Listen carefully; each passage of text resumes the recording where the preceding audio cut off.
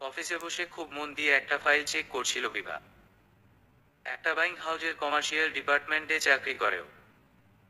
আজ একটা important quotation mail করতে হবে বায়ারকে, তাই এত মনোযোগ ওর কাজে। ঠিক এই সময় ওর ফোনটা বেজে উঠল। একবার ভাবলো ইগনোর করবে, কিন্তু পারল না। ফোনটা কেটে যে কিছুক্ষণ পরে আবার বাজতে শুরু করেছে। বিরক্ত হয়ে ফোনটা হাতে নিল বিভা। একটা আননোন নাম্বার। একটু দ্বিধায় পড়ে গেল সে। সাধারণত আননোন নাম্বারের ফোন সে রিসিভ করে না। এই দ্বিধার মধ্যে আরো খানিকটা সময় পার হলো। ফোন আবার বাজতে শুরু করলো। এবার ফোনটা রিসিভ করবে বলে ঠিক করলো বিভা। কেউ যখন এতবার ফোন দিচ্ছে তার মানে ব্যাপারটা নিশ্চয়ই গুরুতর। হ্যালো, আসসালামু আলাইকুম। কে বলছেন? হ্যালো, আপনি কি বিভা বলছেন? জি বলছি। আপনি কে বলছেন? জি, আপনি আমাকে চিনবেন না। আচ্ছা, আতিক ইশরার কে আপনার হাজবেন্ড? এবার বিভা একটু নড়েচড়ে বসে। অপরিচিত লোক ওর হাজবেন্ডকে কিভাবে চিনে? ও ভয় পাওয়া গলায় বলে, হ্যাঁ, উনি আমার হাজবেন্ড। কেন, কি হয়েছে? আপনি কাইন্ডলি একটু মোহাম্মদপুর সলিমুল্লাহ রোডে 8 নম্বর বাসায় চলে আসুন। এখনই আসবেন, দেরি করবেন না। লোকটা ওকে আর একটা কথা বলার সুযোগ না দিয়ে ফোনটা কেটে দিল। বিভার এবার একটু বেশি ভয় লাগছে। কি হলো হঠাৎ? আতিক তো সকালে অফিসে গেল। ওর অফিস হচ্ছে মহাখালী, তো ও মোহাম্মদপুর গেল কি করে? অফিসের কাজে গেছে কি? হাজারো প্রশ্ন মনের মধ্যে কিলবিল করছে। বিভা ঘড়ি দেখল, মোটে বেলা 12টা। এখন যদি যে বসকে বলে তবে কি বিশাল একটা ঝাড়ি খেতে হবে সেটা ভাবতেই মনটা তেতো হয়ে গেল। কিন্তু কি করা, এত ইমার্জেন্সি, যেতে তো হবেই। বিভা ডেস্কে সবকিছু গুছিয়ে নিয়ে উঠল। এক হাতে নিজের ভ্যানিটি ব্যাগ নিল আর অন্য হাতে ফাইলটা নিয়ে পাশের ডেস্কে বসে থাকা জেরিনের দিকে এগুলো। এই মেয়েটা ভালো আছে, বিপদে পড়লে সব সময় হেল্প করে। বিভা যেই শুকনো মুখে জেরিনের সামনে দাঁড়ালো। ওকে দেখেই জেরিন বলল, কি রে, কিছু বলবি? জেরিন আপু, একটা সমস্যা হয়ে গেছে। কি সমস্যা? আমার মোবাইলে না একটা আননোন নাম্বার থেকে কল এসেছিল। আমাকে এখনই যেতে বলল মোহাম্মদপুর। আতিকের নাকি কি হয়েছে? এদিকে এই প্রজেক্টের কোটেশন পাঠানোর আজ লাস্ট দিন। কি করি বলতো? এই ব্যাপার। তে আমাকে ফাইলটা দিয়ে তুই চলে যা। বিপদ আপদ কি বলে কয়ে আসে, এটা আমি সামলে নেব। জেরিন হাত বাড়িয়ে ফাইলটা নেয়। বিভা কৃতজ্ঞতার দৃষ্টিতে তাকায় জেরিনের দিকে। থ্যাংক ইউ আপু। থ্যাংক ইউ পড়ে দিস। আগে যা দেখ কি হলো আতিকের। বিভা খুব সাহস করে ওর বসের কাছে গেল পারমিশন নিতে। ছুটির কথা বলতেই কিছুক্ষণ ঝাড়লেন ওকে।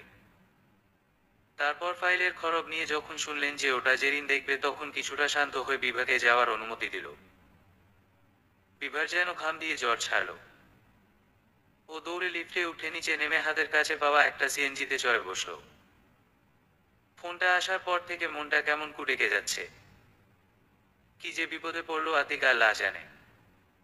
সিএনজি ড্রাইভারকে তাড়া দিল বিভা। এই গুলশান থেকে মোহাম্মদপুর যেতে যে কতক্ষণ লাগবে তা আল্লাহই জানে। আবার আজকে যেমন দেখা যাচ্ছে প্রচন্ড। বিভা অস্থির হয়ে শুধু এদিক ওদিক চোখ বোলাচ্ছে। আতিকের সাথে বিয়ের প্রায় 3 বছর হতে চলেছে বিভার। ওদের বিয়ের ঘটনাটা আসলে কোনো সুখকর স্মৃতি নয় ওদের কাছে। মনে পড়লে বরং মনটা বাজে ধরনের অনুভূতিতে ছেয়ে যায় বিভার। বিয়ের আগে আতিকের সাথে 2 বছরের প্রেম ছিল বিভার। কোনো এক বন্ধুর বিয়েতে যে পরিচয় হয়েছিল আতিকের সাথে, সেই পরিচয় প্রেম পর্যন্ত গড়াতে বেশি সময় লাগেনি। আতিক তখন ভার্সিটিতে মাস্টার্স করছে আর বিভা অন্য একটি সরকারি কলেজে অনার্স ফাইনাল ইয়ার। কিভাবে কিভাবে যেন দুজন দুজনার প্রেমে পড়ে গেল।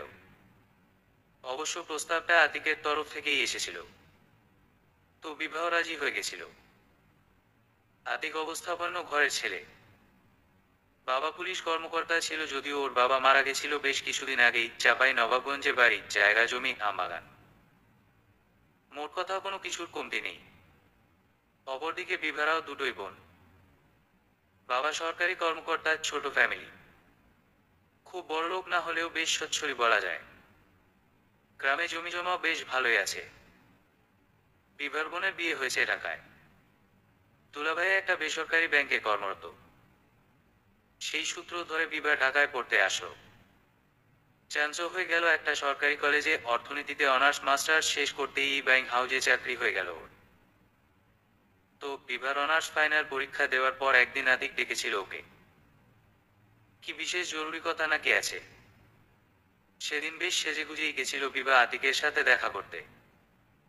ধানমন্ডি লেকের ধার দিয়ে হাঁটতে হাঁটতে আর চোখে বিভাকে দেখছিল আতিক।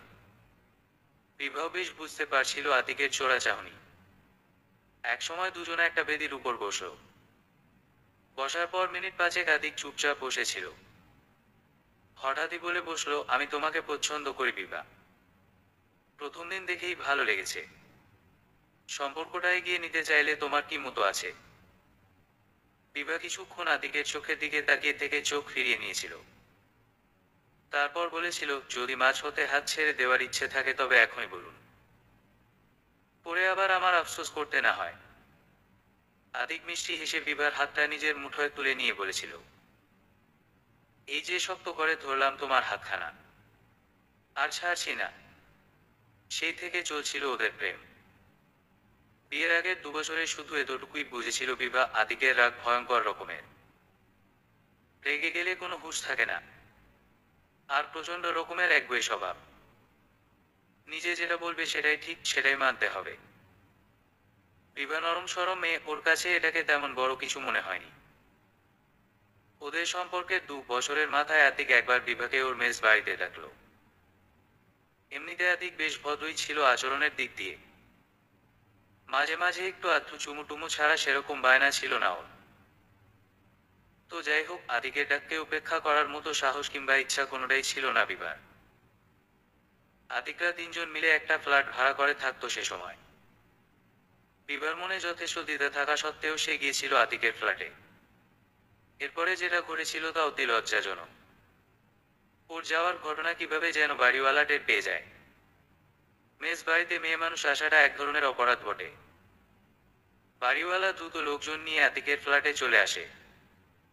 বিভা তখন কেবলই আতিকের ঘরে এসে বসেছে। তারপরের ঘটনা এত দ্রুত ঘটেছিল যে ওরা দুজনাই বাকরুদ্ধ হয়ে গেছিল। দুজনারই লোকাল গার্জেনকে খবর দেয়া হলো। লোকাল গার্জেন আসার পরেই বাড়িওয়ালা নিজ উদ্যোগে কাজী ডেকে এনে ওদের বিয়ে পড়িয়ে দিলেন। ঘটনার আকস্মিকতায় ওরা এতটাই হতবাক হয়েছিল যে রোবটের মতো যে যা করতে বলেছিল তারা করে চলেছিল দুজনেই। বিভার বাবা এসব ঘটনা শুনেই ফোনেই মেয়েকে ত্যায্য করলেন। আতিকের মা অবশ্য কিছুই বললেন না। তিনি খুশি হলেন না দুঃখিত হলেন তা বোঝা গেল না। তবে বিয়ের প্রায় বছর দেড়েক দুজনার কারো পরিবারের সাথেই সম্পর্ক ছিল না। ঢাকায় আতিকের 3 বোন থাকত। বিভারও বোন, চাচা, মামা থাকত। কিন্তু কেউই ওদের সাথে যোগাযোগ রাখত না। এত আত্মীয় স্বজন থাকা সত্ত্বেও ওরা ভীষণ একাকী ছিল এই শহরে। বছর দেড়েক পরে আতিকের মা অসুস্থ হলো, তখন আতিক ওকে নিয়ে গ্রামের বাড়ি গেল। 7 দিন ছিল ওরা।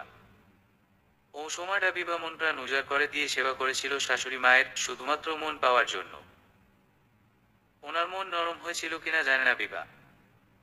তবে এরপরে বাড়ি যাওয়ার অনুমতি পেয়েছিল ওরা। বিভার অবশ্য শ্বশুর বাড়ি যাওয়া মানে অগণিত খাটুনি করা, বউ হিসেবে এর বেশি অধিকার সে পায়নি। ওদের বাসর হয়েছিল আতিকের সেই মেছো বাড়িতে। সে এক ভয়ঙ্কর রাত কেটেছিল বিভার। আতিক সেই দিন ওকে মেরেছিল ভীষণ।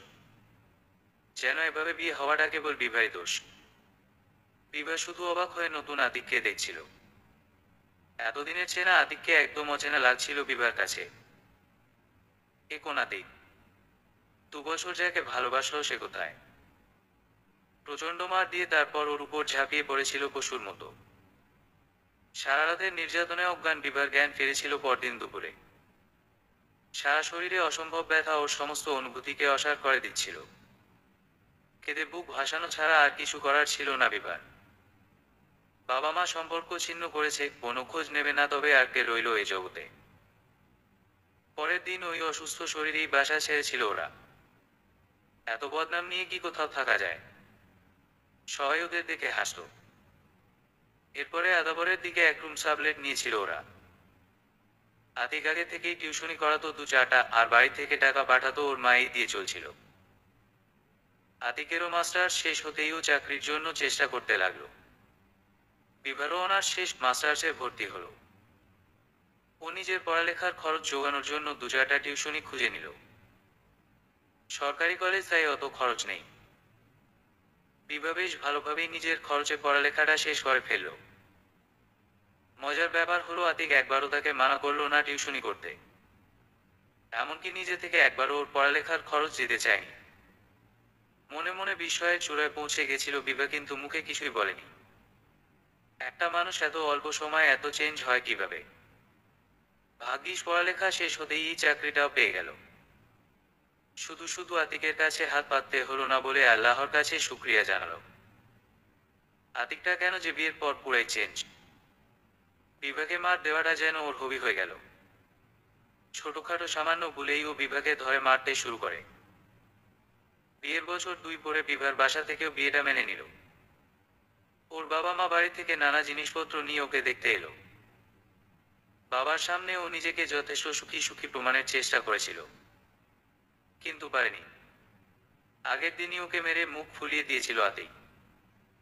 বাবাও কেন কে জানে দেখে না দেখার ভান করেছিল। আপা ও আপা, সিএনজিওয়ালাটাকেই যাচ্ছে বেশ অনেকক্ষণ যাবত। বিভা তার অতীতে এত বিভোর যে কিছুই কানে যাচ্ছে না ওর। শেষমেশ সিএনজিওয়ালা ওর সামনে কিছু একটা দিয়ে বাড়ি দিল। চমকে বাস্তবে ফেল বিভা। আপা, অনেকক্ষণ ধইরা ডাকতেছি আপনাকে, শুনতেছেন না? কি হয়েছে? না ভাই, কিছু না।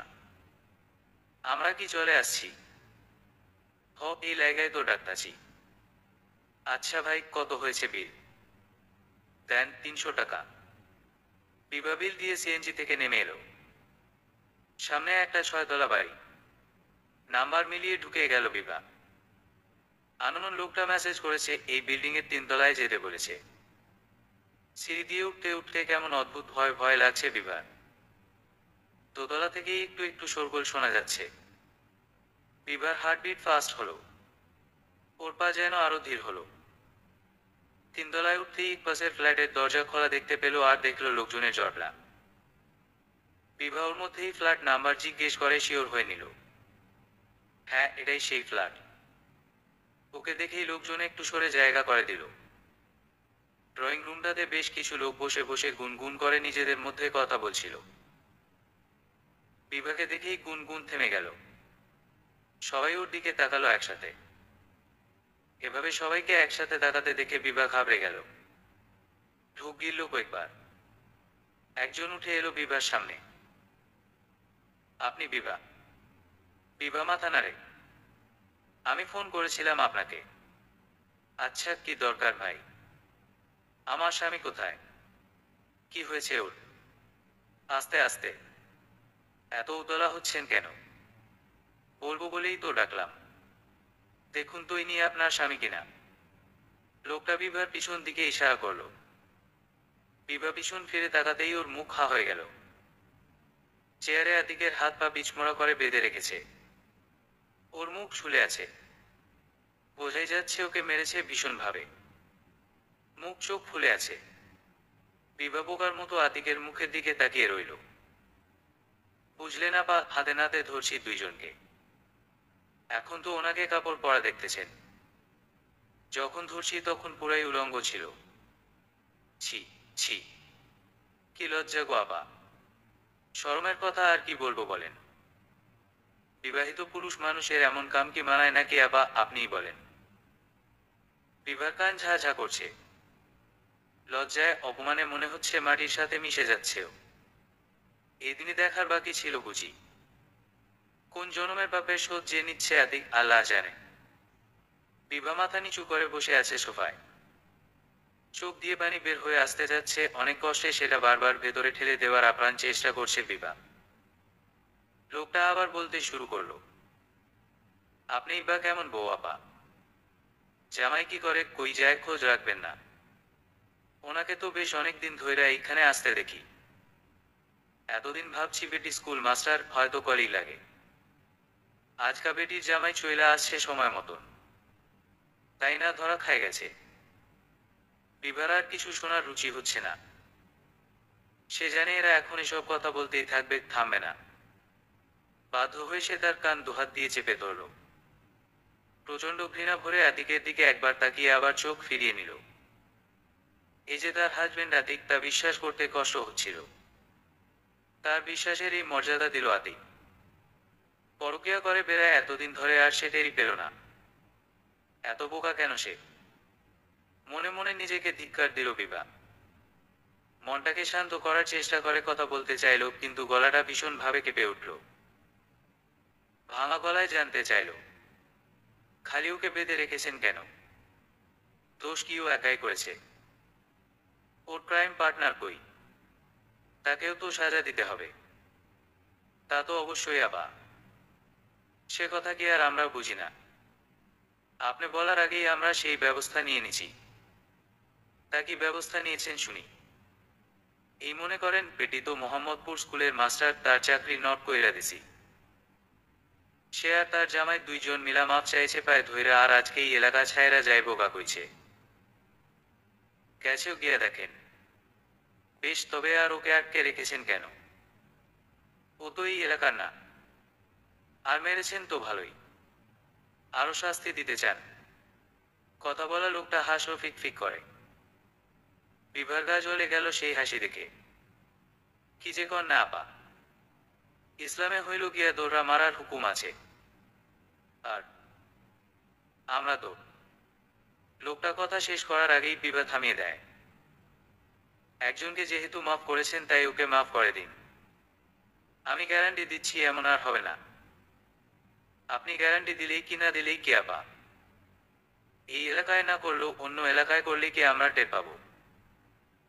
বাদ দেন, এ চেয়ে আপনি 1050 টাকা দেন, দিয়া আপনের জামাইকে নিয়ে যান। বিভা লোকটার কথা শুনে কিছুক্ষণ হ্যাঁ হয়ে তাকিয়ে থাকলো। বলে কি লোকটা সুযোগ মতো দাও মারতে চাইছে। এখন 50,000 টাকা পাবে কোথায়? দুজনার চাকরিতে কোনো মতে সচ্ছল ভাবে সংসার চালিয়ে নিতে পারে ওরা। ঢাকা শহরের যে খরচ, একটু ভালো মতো চলতে গিয়ে ওদের আর কোনো টাকা পয়সা উদ্ধৃত থাকে না। সে বিড়বিড় করল, এত টাকা এই মুহূর্তে কোথায় পাবো ভাই? আরে পাবেন পাবেন। মনে করেন পোলাপান তো তারে মায়েরাই ফালাইতো, আমরা ঠেকায় ঠুকায় রাখছি। এখন টাকা দিলে ওরা আর ঝামেলা করব না। বিভা 2 মিনিট ভাবল। এখানে এভাবে বসে থাকার কোনো মানে নাই। অসহ্য লাগছে তার। সে অনেক ভেবে নিয়ে তার দূর সম্পর্কে চাচা হাসনাতকে ফোন দিল। চাচা পুলিশে চাকরি করে, আর ওদের বিয়ের সময় ওর লোকাল গার্জিয়ান ছিল। হ্যালো চাচা, খুব বিপদে পড়েছি। তুমি কি একটু মোহাম্মদপুর আসতে পারবো? সাথে 1050 টাকাও নিয়ে এসো। ওপাশ থেকে কিছু একটা জিজ্ঞেস করলো মনে হয়। বিভা বলল, তুমি আগে এসো, তারপর বলছি। আধা ঘন্টা খানেক পর বিভার চাচা হাসনাত এলো। পুলিশে চাকরি করা লোক, পরিস্থিতি দেখেই মনে হয় কিছু একটা আঁচ করে নিয়েছেন। চাচাকে দেখে বিভা হাফ ছেড়ে বাঁচল। যা বাবা, ওকে আর কথা বলতে হবে না। চাচা এবার সামলে নেবে ঠিকই। যে লোকটা এতক্ষণ বিভার সাথে কথা বলছিল, সে হাসনাত দেখে একটু দমে গেল। পুলিশের লোক বলে অতটা ঘাটাতে চাইল না, তবুও 1020 দিতেই হলো শেষমেশ। হাসনাতও বেশি জোরাজুরি করল না। এমনিতেই মান সম্মান নিয়ে টানাটানি। এরকম ঘটনা বুঝে নিজেরই লজ্জা লাগছিল। সেও টাকা পয়সা দিয়ে মিটমাট করে আতিককে ছাড়িয়ে নিয়ে এলো। নিজের গাড়িতে পৌঁছে দিতে চাইল ওদের। চাচা, তুমি চলো বাসায়, ওর বোনদেরকে ডাকি। আমার আর ওর সাথে সংসার করা সম্ভব না। আহ বিভা, এত উত্তেজিত হোস না তো। আতিককে আগে ডাক্তারের কাছে নেওয়ার ব্যবস্থা করি। ওর আগে শরীর ঠিক হোক, তারপর এসব নিয়ে কথা বলিস। বিভা আরো কিছু বলতে যাচ্ছিল, কিন্তু হাসনাত থামিয়ে দিল ওকে। গাড়িতে ওঠার ইশারা করলো। আতিক তখন থেকে মাথা নিচু করে দাঁড়িয়েছিল। হাসনাত আতিককে ডাকলো, আতিক, গাড়িতে বসো তো। সামনে কোন হাসপাতাল পেলে সেখানে যাই। আতিক অনেক কষ্টে মুখে জমানো রক্ত মেশানো থুতু ফেলল রাস্তায়। চাচা, হাসপাতালে যাওয়া লাগবে না, বাসায় যেয়ে স্যাভলন লাগিয়ে নেব আর একটা পেইন কিলার খেয়ে নেব, ঠিক হয়ে যাবে। কি বলো? তোমার মুখ চোখ তো একদম ফুলে আছে। হাত টাত ভাঙেনি তো? না না, এত সিরিয়াস কিছু না চাচা। আপনি বরং আমাদের অন্য একটা গাড়ি ঠিক করে তুলে দিন, আমরা বাসায় চলে যাই। আপনার কষ্ট করে যেতে হবে না। আরে কষ্ট কিসের? চলো তবে আমি পৌঁছে দিই। তুমি উঠে বসো গাড়িতে। আতিকার কথা না বলে গাড়িতে উঠে বিভার পাশে বসলো। বিভার মনে হলো এর চেয়ে একজন খুনির পাশে বসা উত্তম। ওর এতটাই ঘেন্না হলো যে বমি পেয়ে গেল। ও আরেকটু চেপে বসে আতিকের উল্টো দিকে চেয়ে রইল। আতিকও ওর দিকে একবার তাকিয়ে দৃষ্টি ফিরিয়ে নিল।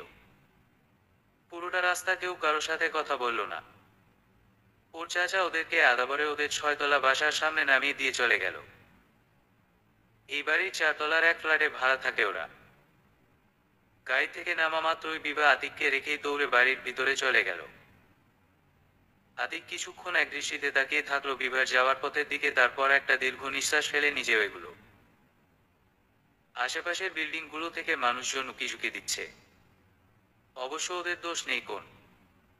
আতিকের অবস্থায় এমন যে যে কেউ ওর দিকে তাকাবে এখন। আতিক ওসব পাত্তা না দিয়ে খোঁড়াতে খোঁড়াতে ভেতরে ঢুকলো। সিঁড়ি বেয়ে 4 তলায় উঠে দেখে ওদের ফ্ল্যাটের দরজা হাট করে খোলা। ঘরে ঢুকে আস্তে করে গেটটা লাগালো আতিক। এঘর ওঘর উকি দিয়ে বিভাকে খুঁজলো। পরে বাথরুমে পানি পড়ার আওয়াজ শুনে বুঝলো ও বাথরুমে আছে। আতিক বেডরুমে ঢুকে নিজের গায়ের কাপড়গুলো খুলে ফেলল। পুরো শরীর নীলচে রং ধারণ করেছে। জায়গায় জায়গায় কেটে গেছে, রক্ত জমাট বেঁধে গেছে। আতিক খুঁজে খুঁজে স্যাভলন আর তুলো বের করলো, তারপর আয়নার সামনে দাঁড়িয়ে কাটা জায়গাগুলোতে স্যাভলন দিতে শুরু করলো। উফ, জ্বলে যাচ্ছে। ব্যথায় মুখ দিয়ে আওয়াজ বেরিয়ে গেল আতিকের। দাঁতে দাঁত চেপে সহ্য করলো সে ব্যথা, মনে মনে অকথ্য ভাষায় গালি দিল লোকগুলোকে। এইভাবে অমানুষের মতো মারে কাউকে। নিজেই যেন নিজেকে সান্ত্বনা দিচ্ছে। সামনে দেওয়া শেষ হতেই পিছন ঘুরল, পিঠের কিছু জায়গায়ও কেটে গেছে। কিন্তু হাত তো অত দূর পৌঁছাবে না।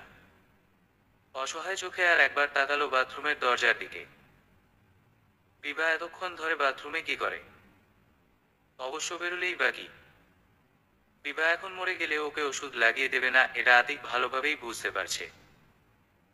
আতিক মনে মনে হিসাব করছে কিভাবে বিভাকে ঠান্ডা করবে। ওর বোনদের কোনোভাবেই ঘটনাগুলো জানানো যাবে না, না হলে দুলাভাইদের কাছে মানসম্মান নষ্ট হয়ে যাবে ওর। ঠিক ওই সময় বিভা বাথরুমের দরজা খুলে বের হলো। ওর দিকে এক নজর তাকিয়ে চোখ ফিরিয়ে নিল, তারপর ঘর থেকে বেরিয়ে গেল। আওয়াজ করে পাশের রুমের দরজায় লাগালো বিভা। তার মানে আজ রাতে আর এদিকে আসবে না বিভা। আতিক কোন রকমে ওষুধ লাগিয়ে কাপড় পরে বিছানায় গায়ে এলিয়ে দিল। ওদিকে বিভা রুমে ঢুকেই কাঁদতে শুরু করলো। এ কোন দুশ্চরিত্রের লম্পটকে ও ভালোবাসলো ভেবে কুল পায় না বিভা। কষ্টে বুক ফেটে যায় ওর। না পারতে মাকে ফোন লাগায় বিভা। দুবার বাজছে না বাজছেই ফোন তুলল বিভার মা বিলকিস বানু। হ্যাঁ বিভু, কি খবর? ভালো আছিস? মা, চাচা ফোন দিয়েছিল তোমাকে? কাঁদতে কাঁদতে মায়ের কাছে প্রশ্ন করে বিভা। মেয়ের কান্না শুনে কেবল একটা দীর্ঘশ্বাস বেরোয় তার। শুনলাম তো জামাইয়ের কাহিনী। মা, আমি আর ওর সাথে সংসার করব না। এমনিতে তো সারাক্ষণ উঠতে বসতে মারে, তার উপর আজকে এই ঘটনা। জামাই তোকে কিছু বলছে আজকে? ও কি বলবে? আমি ওর সাথে কোনো কথা বলি নাই। মা, আমি বাড়ি চলে আসি। দেখ বিভু, তোর বাপ মেনে নিবে না জানিস তো। এমনিতেই তোদের কোনো ভাই নাই, এই জ্বালায় লোকটা সারা জীবন আমাকে জ্বালায় গেল। তার উপর তোর যেভাবে বিয়ে হয়েছে সে তো তোকে সহ্যই করতে পারে না। আমি কি করব বল? সে সব শুনে বলল যে পুরুষ মানুষ ওরকম একটু আদ্র করবেই। আমি মরে যাব মা। এইসব কিভাবে সহ্য করব? সহ্য করা ছাড়া গতি নাই রে মা। কি করবি? তোমরা খুব খারাপ মা, খুব খারাপ। বাবা মা হইছ কেন তাইলে? সন্তানের বিপদে যদি পাশেই না থাকতে পারো। ওপাশে বিলকিস চুপ করে থাকেন। বিভার আগে চোটে ফোন কেটে দিয়ে বালিশে মুখ গুজে। একটা ভুল না হয় করে ফেলছে জীবনে, তাই বলে কি সারা জীবন সাফার করে যাবে? কাঁদতে কাঁদতে একসময় ঘুমিয়ে পড়ে বিভা। রাত 8টার দিকে ঘুম ভাঙল বিভার। খিদের জ্বালায় পেটের নাড়িভুড়ি উল্টে আসছে। দরজা খুলে বের হলো বিভা। বেডরুমে উকি দিয়ে দেখলো আতিক তখনও ঘুমে। ও ফ্রিজ থেকে খাবার বের করে খেয়ে দিয়ে আবার রুমে ঢুকে গেল। ও হারামেটার মুখ দেখতে ইচ্ছা করছে না। ব্যাগ থেকে ওষুধের কৌটা বের করে দুটো ঘুমের ওষুধ খেয়ে আবার শুয়ে পড়ল। কোনো কিছু চিন্তা করতে চায় না বিভা। এখন জেগে থাকলেই মাথার মধ্যে সব চিন্তারা ভিড় জমাবে। এ চেয়ে ঘুম ভালো। ওদিকে আতিক ঘুম থেকে উঠে ডাইনিং এ এসে দেখে পুরো টেবিল ফাঁকা। এমনিতেই শরীরের ব্যথায় জ্বর এসেছে, তার উপর লেগেছে খিদে। আতিক বিভার রুমের দরজায় কিছুক্ষণ নক করলো, কিন্তু বিভা সাড়া দিল না।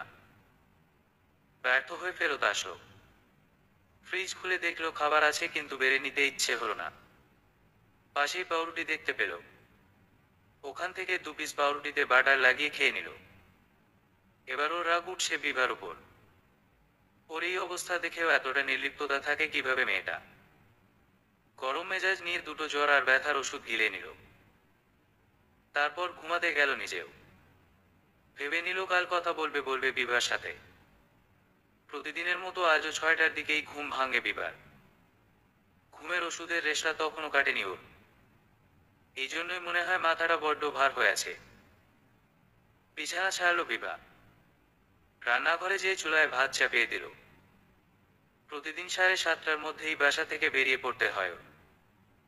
আদাবর থেকে গুলশান 2 যেতে প্রায় সময় 1.5-2 ঘন্টা লেগে যায়। তাড়াহুড়ো করে আরেক চুলোয় প্রেসারে আলু চাপিয়ে দিল।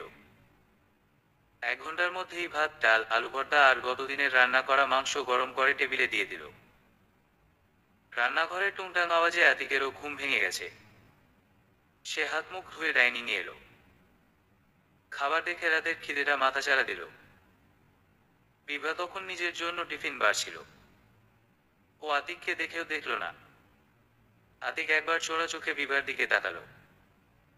তারপর একটা প্লেট টেনে নিতে নিতে প্রশ্ন ছুড়ে দেয় বিভার দিকে, তুমি খাবে না? বিভা কোনো জবাব না দিয়ে নিজের কাজ করতে থাকে। তুমি কি অফিসে যাবা? জবাব নেই। আজ অফিসে না গেলে হয় না? তাও জবাব নেই। তুমি কি কথা বলবা না আমার সাথে? বিভা এবারও চুপ।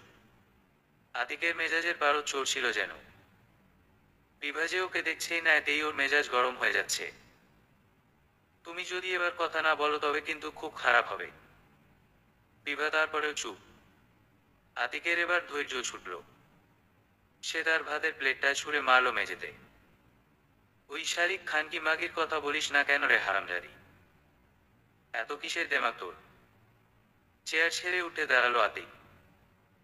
বিভা তখন অপর পাশে স্থির হয়ে আছে। আতিকের এই মেজাজ উঠছে না। ওকে মারার আগে আতিক এরকম গালাগালি ছুড়ে? কথা বল মাগি। বিভা একটু কেঁপে ওঠে আতিকের চিৎকারে। তোর মতো লম্পটের সাথে কথা বলতে আমার ঘেন্না হয়।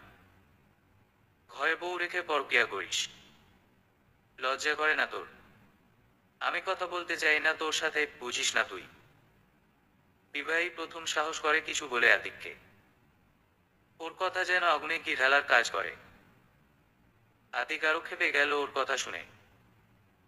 মাগি, সাহস বাড়ছে তোর? 2 দিন চাকরি করে সাহস বাড়ছে, তাই না? তোর চাকরি বন্ধ আজ থেকে। ওই শালা হারামি দুশ্চরিত্র, তোর কথা শুনবো আমি। তারা তোর বোনদের ফোন দিতেছি।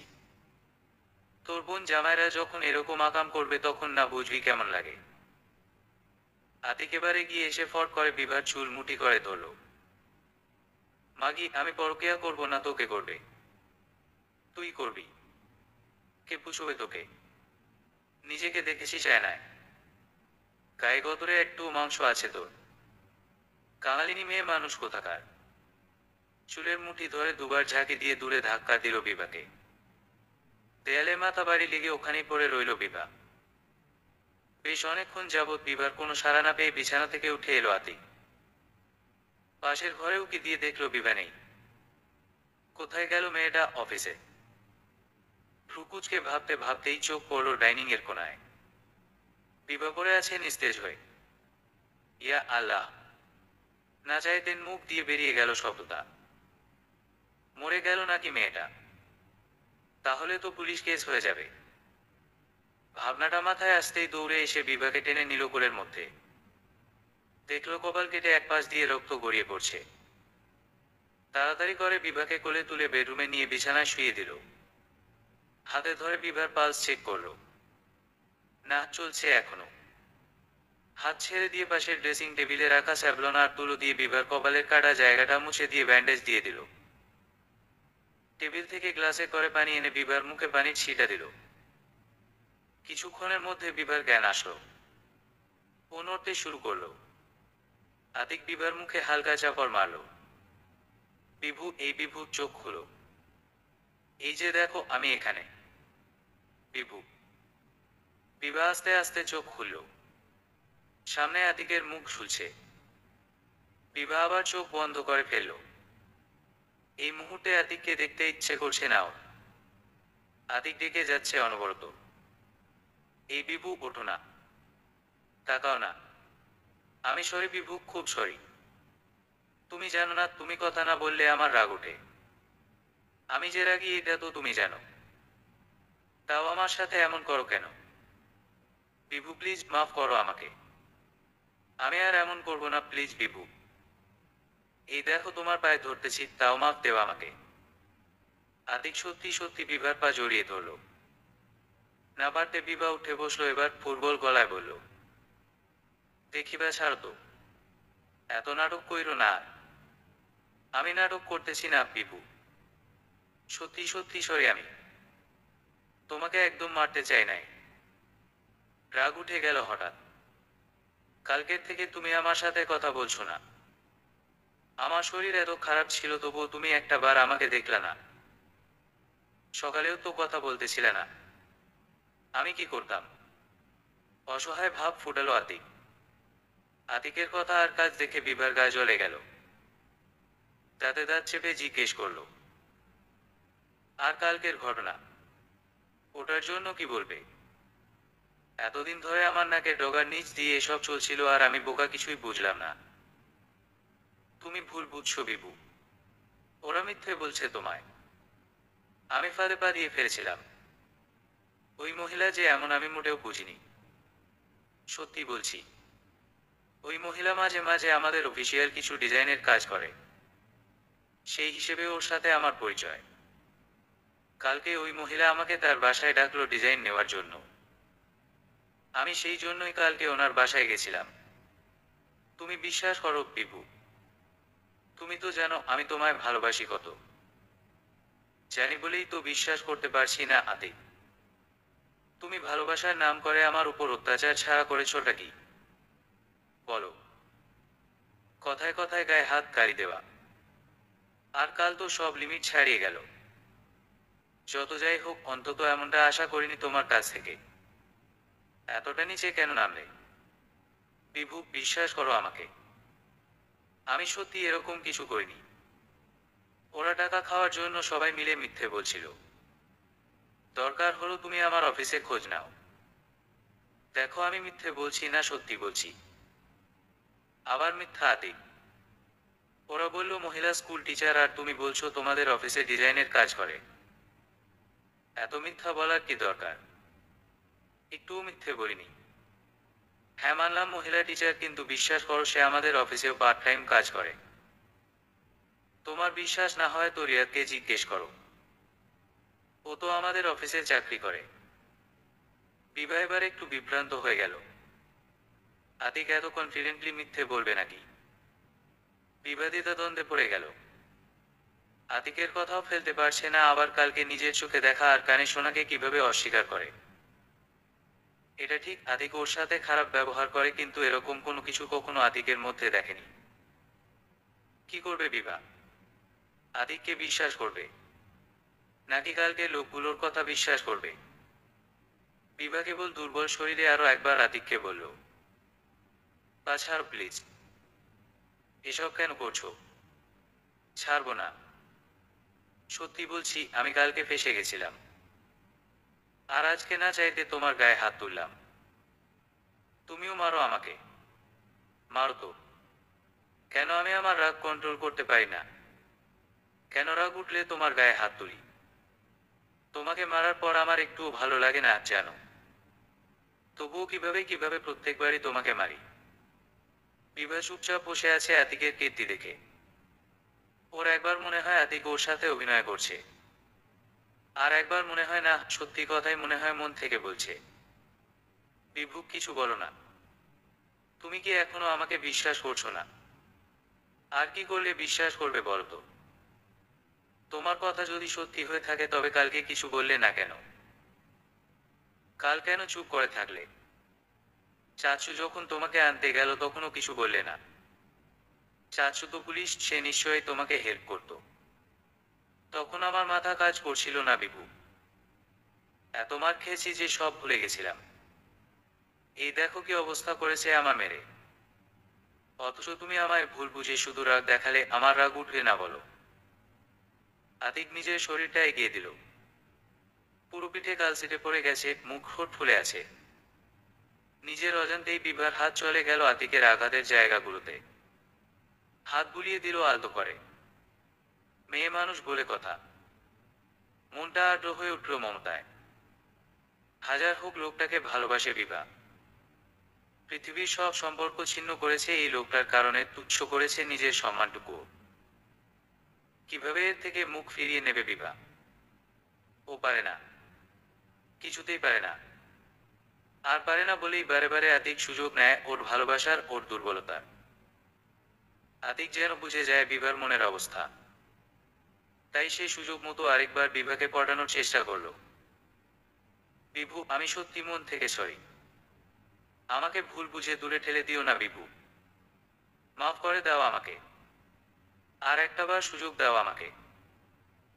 বিভা এবার একটু জোর করে আতিকের থেকে নিজের পাটা ছাড়িয়ে নেয়। বিছানা থেকে নামতে চায়। এসো, খেয়ে নেই। আমার খুব খিদে পেয়েছে। এবার আতিকের মুখে হাসি ফোটে। বিভার খেতে ডাকা মানে ওর রাগ পড়ে গেছে। থ্যাংক ইউ বিভু, আমাকে আরেকবার সুযোগ দেওয়ার জন্য। দেখবে তোমাকে অভিযোগ জানানোর সুযোগ দিব না আর। বিভা থামিয়ে দিল আতিককে। আমি তোমাকে বিশ্বাসও করছি না, অবিশ্বাসও করছি না। তোমাকে সুযোগও দিচ্ছি না, সুযোগ কেড়েও নিচ্ছি না। আমি শুধু কিছুদিন আমার মতো থাকতে চাই। তুমি কি করেছো কি করনি এসব নিয়ে যত কথা বলবো তত ঝামেলা বাড়বে। তবে হ্যাঁ, তোমাকে আমি মাফ করতে পারবো না এত সহজে। গতকালের ঘটনাটা তুমি যা বলছো সেরকম নয় অবশ্যই। যদি তা হতো তুমি তখন অবশ্যই কথা বলতে। সে যাই হোক, তোমার উপর আমার বিশ্বাসটা নড়বড়ে হয়ে গেছে, এটাই সত্য। এখন বিশ্বাসটা তুমি কিভাবে ফেরত আনবে সেটা তোমার ব্যাপার। এখন দয়া করে খেতে এসো। আতিক আর কিছু বলল না। আপাতত বিভাকে ঠান্ডা করা গেছে, এটাই অনেক। পরেটা পরে দেখা যাবে। খেয়ে উঠে আতিক বিভাকে বলল, তোমার ফোনটা একটু দেবে? মার সাথে একটু কথা বলতাম। ভ্রুকুচকে তাকালো বিভা। আমার টাকা ওরা রেখে দিয়েছে। ভাবছি আগামী দিনে একটা নতুন ফোন কিনে নেব। আজ তোমারটা থেকে কথা বলি। বিভা নিজের ফোনটা এনে আতিকের হাতে দিল। চাচু কালকে 20,000 টাকা খরচ করেছে। কাল আগে তার টাকাটা ফেরত দেবে, তারপর যা খুশি তাই করবে। আচ্ছা ঠিক আছে, কালকে যা যা টাকা দিয়ে দেব। একটু দেলানো গলায় বলে আতিক। বিভা টেবিলের সব খাবার দাবার গুছিয়ে তুলল। আতিক তখন মায়ের সাথে কথা বলছিল। কথা শেষে বিভা ফোনটা নিয়ে ফেরত নিয়ে আসতে আতিক ওকে আটকালো। অফিস যাবে না? নিজের মাথার দিকে ইশারা করলো বিভা। এভাবে যাব? সবাই তো প্রশ্ন করবে। আচ্ছা, আজ রেস্ট নাও তাহলে। আগামীকাল যেও। বিভা জবাব না দিয়ে চলে আসতে নেয়। এখানেই শো না। একা একা ভালো লাগে না।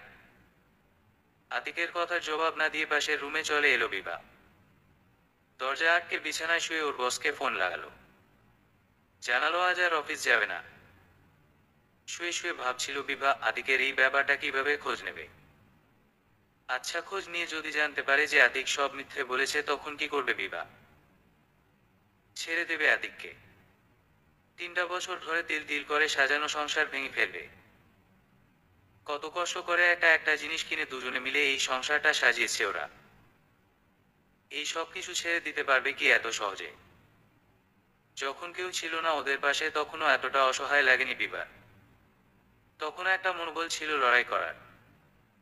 কিন্তু এখন, এখন কেন জানি জোর পাচ্ছে কোন। আতিকের মার দেওয়াটা সহ্য করা গেলেও আপন পুরুষের পরনারী আসক্তিটা মানতে পারছে না কিছুতেই। নিজের বাবা মা বোন তো থেকেও নেই। কার কাছে মনের কথাগুলো বলবে? কার কাছে একটু সাহায্য চাইবে? চাচা তো সব দেখার পরেও মুখ ফিরিয়ে নিল। এখন বাকি থাকলো ওর ননদরা। ননদরা তো ভালোই বাসে ওকে, কিন্তু ভাইয়ের এই ব্যাপারটা কি বিশ্বাস করবে? আর কেউ করুক না করুক, মেজো ননদ কনাপা নিশ্চয়ই করবে।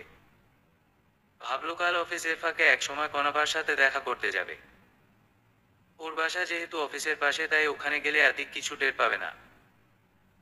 আতিকের ব্যাপারটা ওর বাড়ির কাউকে না কাউকে তো জানাতে হবে। দুপুরে লাঞ্চ ব্রেকে বিভা চলে আসলো ওর মেজো ননদ কণার বাসায়। বোনদের মধ্যে এই কণা মেয়েটাই সবচেয়ে ভালো বোঝে বিভাকে, যথেষ্ট আদরও করে বিভাকে। তবুও আজ কণার বাড়ির গেটের সামনে দাঁড়িয়ে বুক কাঁপছে বিভা। দরজা খুলে বিভাকে দেখেই বুকে জড়িয়ে নিল কণা। বিভা ফোনে আগেই জানিয়েছে কণাকে ওর আসার কথা। এসো বিভা, ভেতরে এসো। দুপুরে খেয়ে এসেছো? না হাপু, সময় নষ্ট করিনি, আবার অফিসে ফেরত যেতে হবে তো। ও, তবে চট করে হাত ধুয়ে আসো। আমিও খাই তোমার সাথে। তারপর বাবুকে আনতে যাব স্কুল থেকে। বিভা কথা না বাড়িয়ে টেবিলে বসলো। খেতে খেতেই কণা বলল, তুমি কি যেন বলবে বলেছিলে? জি আপু, খুব জরুরি বিষয়, আতিকের ব্যাপারে। আতিক? ও আবার কি করলো নতুন করে? বিভা খাওয়া থামিয়ে ফতাফত গত দুদিনের ঘটনাগুলো বলে গেল। কণা চুপচাপ শুনে গেল শুধু। মাঝে মাঝে কিছু চাপা দীর্ঘশ্বাস ফেলল, যেন সে জানতো এরকম কিছু একটা হবে। বলা শেষ করে বিভা প্রশ্ন ছুড়ে দেয় কণার দিকে, এখন আমি কি করব আপু? বলুন তো। কি বলবো বলো তো? নিজের ভাই এরকম করছে শুনলে কি ভালো লাগে? এগুলো সব মায়ের কারণে, বুঝলে। মা কখনো ওকে পর্যাপ্ত শাসন করেনি। সব সময় অন্যায় আবদার মেনে নিয়ে নিয়ে ওকে এরকম বানিয়েছে। কি আর বলবো তোমাকে। তবে ওই ব্যাপারটা কি তুমি শিওর হয়েছো? আতিক খারাপ জানি, তাই বলে এত খারাপ? আতিক এতটা নিচে নেমেছে এটা কেন জানি না, বিশ্বাস হয় না। কিভাবে শিওর হব আপু? ওই মহিলাকে তো দেখতে পাইনি। মহিলা আগেই চলে গেছে। আতিক বলছে এলাকার লোকজন নাকি ওকে ফাঁসাচ্ছে। হতেও পারে, তবে তুমি রিয়াদের সাথে কথা বলে দেখতে পারো। আচ্ছা থাক, তোমার ফোন দিতে হবে না, তুমি ফোন দিয়েছো জানলে আবার আতিক রাগ করবে। বরং আমি দেব ফোন রিয়াদকে। আপাতত তুমি আর আতিককে কিছু বলো না, তবে ওকে চোখে চোখে রাখবে। ওর ফোনটা পারলে মাঝে মাঝে চেক করো। নেক্সট টাইম এরকম কিছু পেলে তখন না হয় আমরা ওকে নিয়ে বসবো। আরও যেহেতু তোমার কাছে একবার সুযোগ চেয়েছে, তুমি ওকে একবার সুযোগ দাও। দেখো ওর কি অ্যাটিটিউড। বিবাহ আর কিছু বলল না। এছাড়া আর কি বা করতে পারে ও? সুযোগ দেয়া ছাড়া। আশেপাশে এত দেখছে, একটা সম্পর্ক থেকে বেরিয়ে আসবো বললেই কি বেরিয়ে আসা যায়?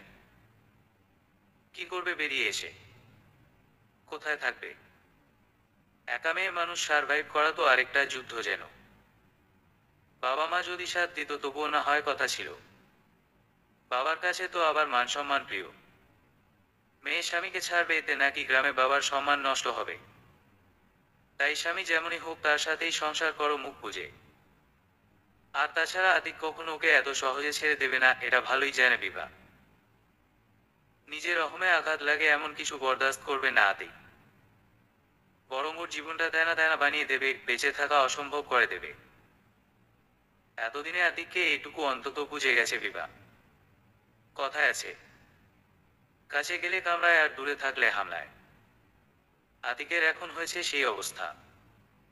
ছোট থেকেই আতিক একটু মেয়ে বৎসল। মেয়েদের সাথে তার গা ঘেঁষাঘেঁষি বরাবরই একটু বেশি, কিন্তু তা কখনো পুরোপুরি শারীরিক সম্পর্ক পর্যন্ত গড়ায়নি। ওই একটু আধটু চুমুক, কাজ ছোঁয়াছুঁই পর্যন্ত চলেছে। এর বেশি কেন যেন সাহস পায়নি। অবশ্য সেটা সাহসের অভাব না সুযোগের অভাব, সেটা নিয়ে দ্বিমত পোষণ করা যেতে পারে। একমাত্র ছেলে হবার দরুন ইন্টার পর্যন্ত মায়ের কাছে, মায়ের চোখে চোখে থাকা, তারপর ঢাকায় পড়তে এসে বোনেদের চোখে চোখে থাকা, সে হিসেবে বলা যায় চরম পর্যায়ে যাওয়ার সুযোগ পায়নি কখনো। বন্ধুর বিয়েতে বিভাকে দেখে ভালো লেগেছিল, সেটাকে আতিক নিজেই প্রেম ভালোবাসা পর্যন্ত টেনে নিল। তখন কেন জানি বিভা মেয়েটাকে অকারণেই ভালো লাগতো। একটু চোখে দেখলে কিংবা হাতটা ধরলেও মনটা ভালো লাগায় ছেয়ে যেত। সেটা ওই দূরে দূরে থাকার কারণে কিনা বোঝেনি আতিক। একদিন 2 দিন পর পর 1-2 ঘন্টার জন্য দেখা করা, ব্যাপারটা সংসার করার চেয়ে বেশি চার্মিং।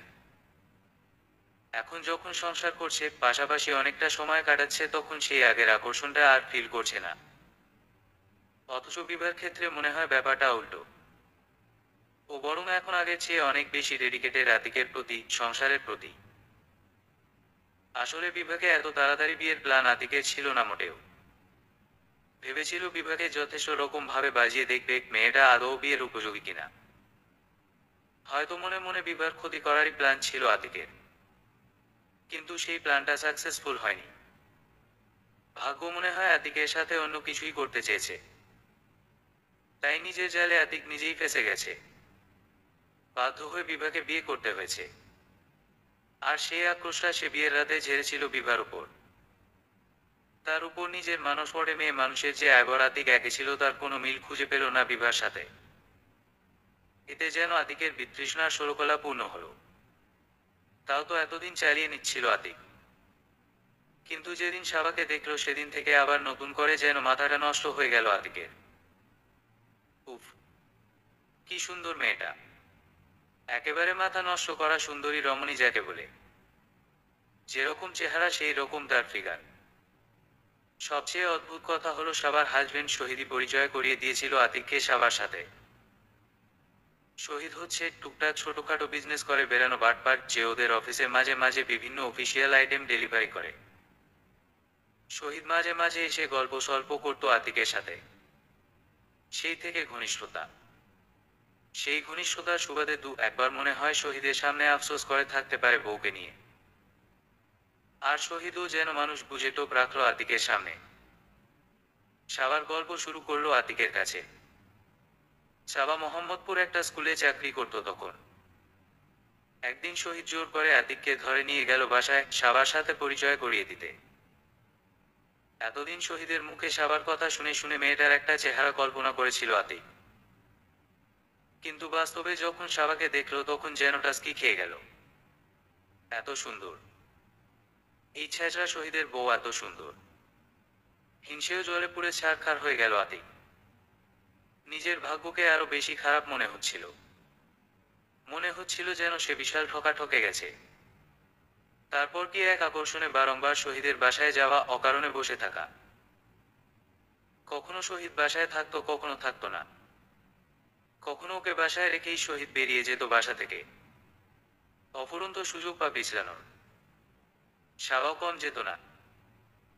যেদিন যেদিন আতিকের যাওয়ার কথা সেদিন যেন সে ইচ্ছে করেই সেজে থাকতো, গায়ে জামাটা একটু বেশি টাইট থাকতো, আবার কখনো পাতলা জর্জেটের শাড়ি থাকতো পরনে।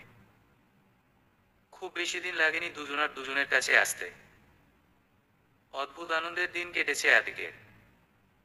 কিন্তু আফসোস, এবারও আনন্দটা স্থায়ী হলো না। 4 মাসের মাথায় ধরা খেয়ে গেল। সাবার নিজের চাকরি ছেড়ে দিতে হলো। শুধু তাই না, এলাকা ছেড়ে দূরে চলে যেতে হলো। এর মধ্যে আবার ব্যাপারটা বিবাহ জেনে গেল, যাকে বলে বিপদের ঘোড়া পূর্ণ হওয়া। আতিক এতক্ষণ অফিসের চেয়ারে হেলান দিয়ে দোল খেতে খেতে ভাবছিল এসব। সেই ঘটনার পর প্রায় 3 মাস কেটে গেছে, কিন্তু বিবাহ একটুও নরম হয়নি।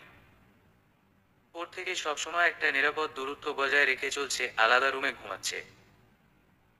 তার মধ্যে আজকাল বিবাহকে করা নজরদারির মধ্যে রাখছে। যেমন অফিস থেকে ফিরে আতিক যখন ওয়াশরুমে ঢুকে তখন বিভা টুক করে ওর মোবাইলটা চেক করে। আতিক এটা বেশ ভালোভাবেই বুঝে শুধু মুচকি হাসি দেয়। বিভাকে কিছুই বলে না। মাঝে মাঝে হঠাৎ হঠাৎ ফোন দিয়ে বিভা জিজ্ঞেস করে, কোথায় তুমি? আবার কোনো কোনো দিন অফিসের নিচে এসে ফোন দেয়, তুমি কি ফ্রি আছো? নিচে আসো, আমি ওয়েট করছি। আজ একসাথে লাঞ্চ করব। আতিক ব্যাপারটায় বেশ মজা পাচ্ছে। এই দূর বিড়াল খেলায় বিভা নিজেকে বিড়াল ভাবছে, কিন্তু আসল বিড়াল তো আতিক, যে প্রতিনিয়ত বিভাকে দৌড়ানি দিচ্ছে। ভাবতেই মনের মধ্যে কেমন একটা পৈশাচিক সুখ অনুভব করে আতিক। আজকাল সবার কাছে যাওয়া যাচ্ছে না। সেই পুরান ঢাকায় চলে গেছে ওরা। এই কয়েক মাসে একবারও দেখা হয়নি সবার সাথে আতিকের। আসলে দুজনাই এই মানসিক ধকলটা কাটিয়ে ওঠার চেষ্টা করছে। এরকম ভাবে ধরা খেয়ে যাবে এটা দুজনার কেউই ভাবেনি। তাই নিজেদের গুছিয়ে নেওয়ার একটু সময় দিচ্ছে। তবে প্রায় প্রতিদিনই কথা হচ্ছে সবার সাথে। কথা শেষে সুন্দর মতো কল লিস্ট থেকে নাম্বারটা ডিলিট করে দেয় আতিক, এমনকি মেসেজগুলোও ডিলিট দেয়। বিভা তাই কোনো মোবাইল ঘেটে কিছু পায় না। এখন বিভার বিশ্বাস যে তারা খুব জরুরি আতিকের জন্য। ওর বোনগুলো আবার বিভাকে ভালোবাসে খুব। তাই বিভাকে কোনো মতেই রাগাতে চায় না এই মুহূর্তে। আর তাছাড়া সংসার করার জন্য বিভার মতো মেয়ের দরকার আছে, যে নিজের ঘাড়ে জোয়াল নিয়ে সংসারটা আগলে রাখবে। আর সবার মতো মেয়েদের সাথে শুধু মজা নেওয়া যায়, বিয়ে করে বউ বানানো যায় না। দুই নৌকায় পা দিয়ে চলা আতিক তার মনের সন্তুষ্টির জন্য সব ধরনের যুক্তি সাজিয়ে রাখে। অন্যায়টাকে ন্যায় বানানোর জন্য আতিকের খোঁড়া যুক্তির অভাব নেই। সে যাই হোক, সাবাকে নিয়ে পরেও ভাবা যাবে। আপাতত বিভাকে কিভাবে কাছে টানা যায় সেটা নিয়ে ভাবতে হবে। মেয়েটা আজকাল একটু বেশি জেদ দেখাচ্ছে। মা কাছে থাকলে বেশ হতো।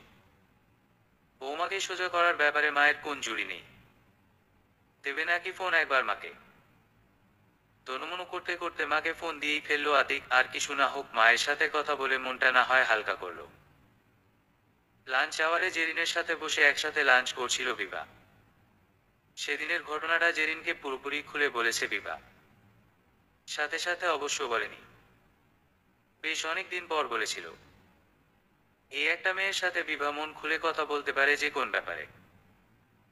ওর নিজের বোনের চাইতে বেশি ক্লোজ বিভা জেরিনের সাথে।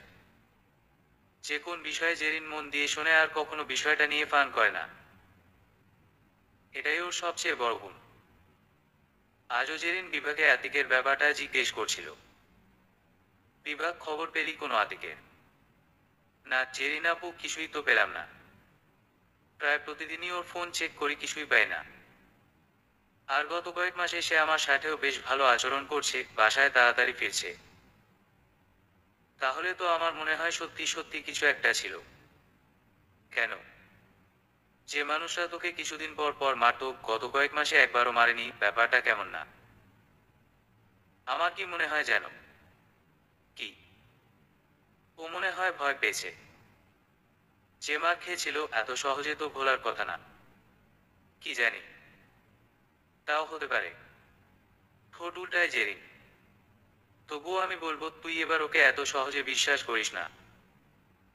আরো কিছুদিন সময় নে। আমিও তাই ভাবছি। দেখি। না। কথা বলতে বলতেই বিভার ফোন বাজলো। স্ক্রিনে কণার নাম দেখে ভ্রু কুঁচকে গেল। হ্যাঁ কণাপু, কি খবর? ভালো আছো? আমরা তো ভালোই আছি বিভা। কিন্তু মায়ের একটু সমস্যা হয়েছে। পাশের বাসার গফুর আঙ্কেল ফোন করেছিল। মায়ের শরীর নাকি খুব খারাপ। আমরা তো যাওয়ার পজিশনে নেই। বাবুর স্কুলে এক্সাম, আবার তোমার দুলাভাই এর অফিস। তুমি আর আদি কি একটু যাবে চাপাই? মায়ের শরীর বেশি খারাপ হলে একটু ঢাকায় নিয়ে এলে না হয় সাথে করে। ও তাই নাকি? আমার তো কালো মায়ের সাথে কথা হলো, কিছু তো বললো না। উদ্বিগ্ন কণ্ঠে জানতে চাইল বিভা। আজই নাকি হয়েছে? অনেকক্ষণ অজ্ঞান হয়ে পড়েছিল নাকি মা? আমি আতিকের সাথে কথা বলছি।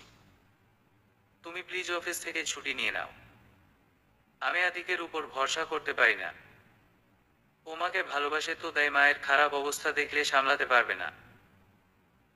আচ্ছা ঠিক আছে আপু, আমি দেখছি কি করা যায়। ফোন কেটে কিছুক্ষণ চুপচাপ বসে রইল বিভা। এভাবে ছুটি নিলে কি আদৌ চাকরি করা সম্ভব? এবার কি বলে ছুটি চাইবে বিভা? ওকে ওভাবে বসে থাকতে দেখে জেরিন জানতে চাইল, কি রে, কি হয়েছে? কোনো সমস্যা? হ্যাঁ সমস্যা তো বটেই। এখন বসকে কি করে ম্যানেজ করি বলতো? এইবারে তো মনে হয় চাকরি ছেড়ে দিতে বলবে। কি হয়েছে বলবি তো? ননদ ফোন দিয়েছিলেন, শাশুড়ি নাকি অসুস্থ, তাই বাড়ি যেতে বললেন। অসুস্থ হলে তো যেতেই হবে। তুই যা বসকে বলে দেখ, ঝামেলা করবে না দেখিস।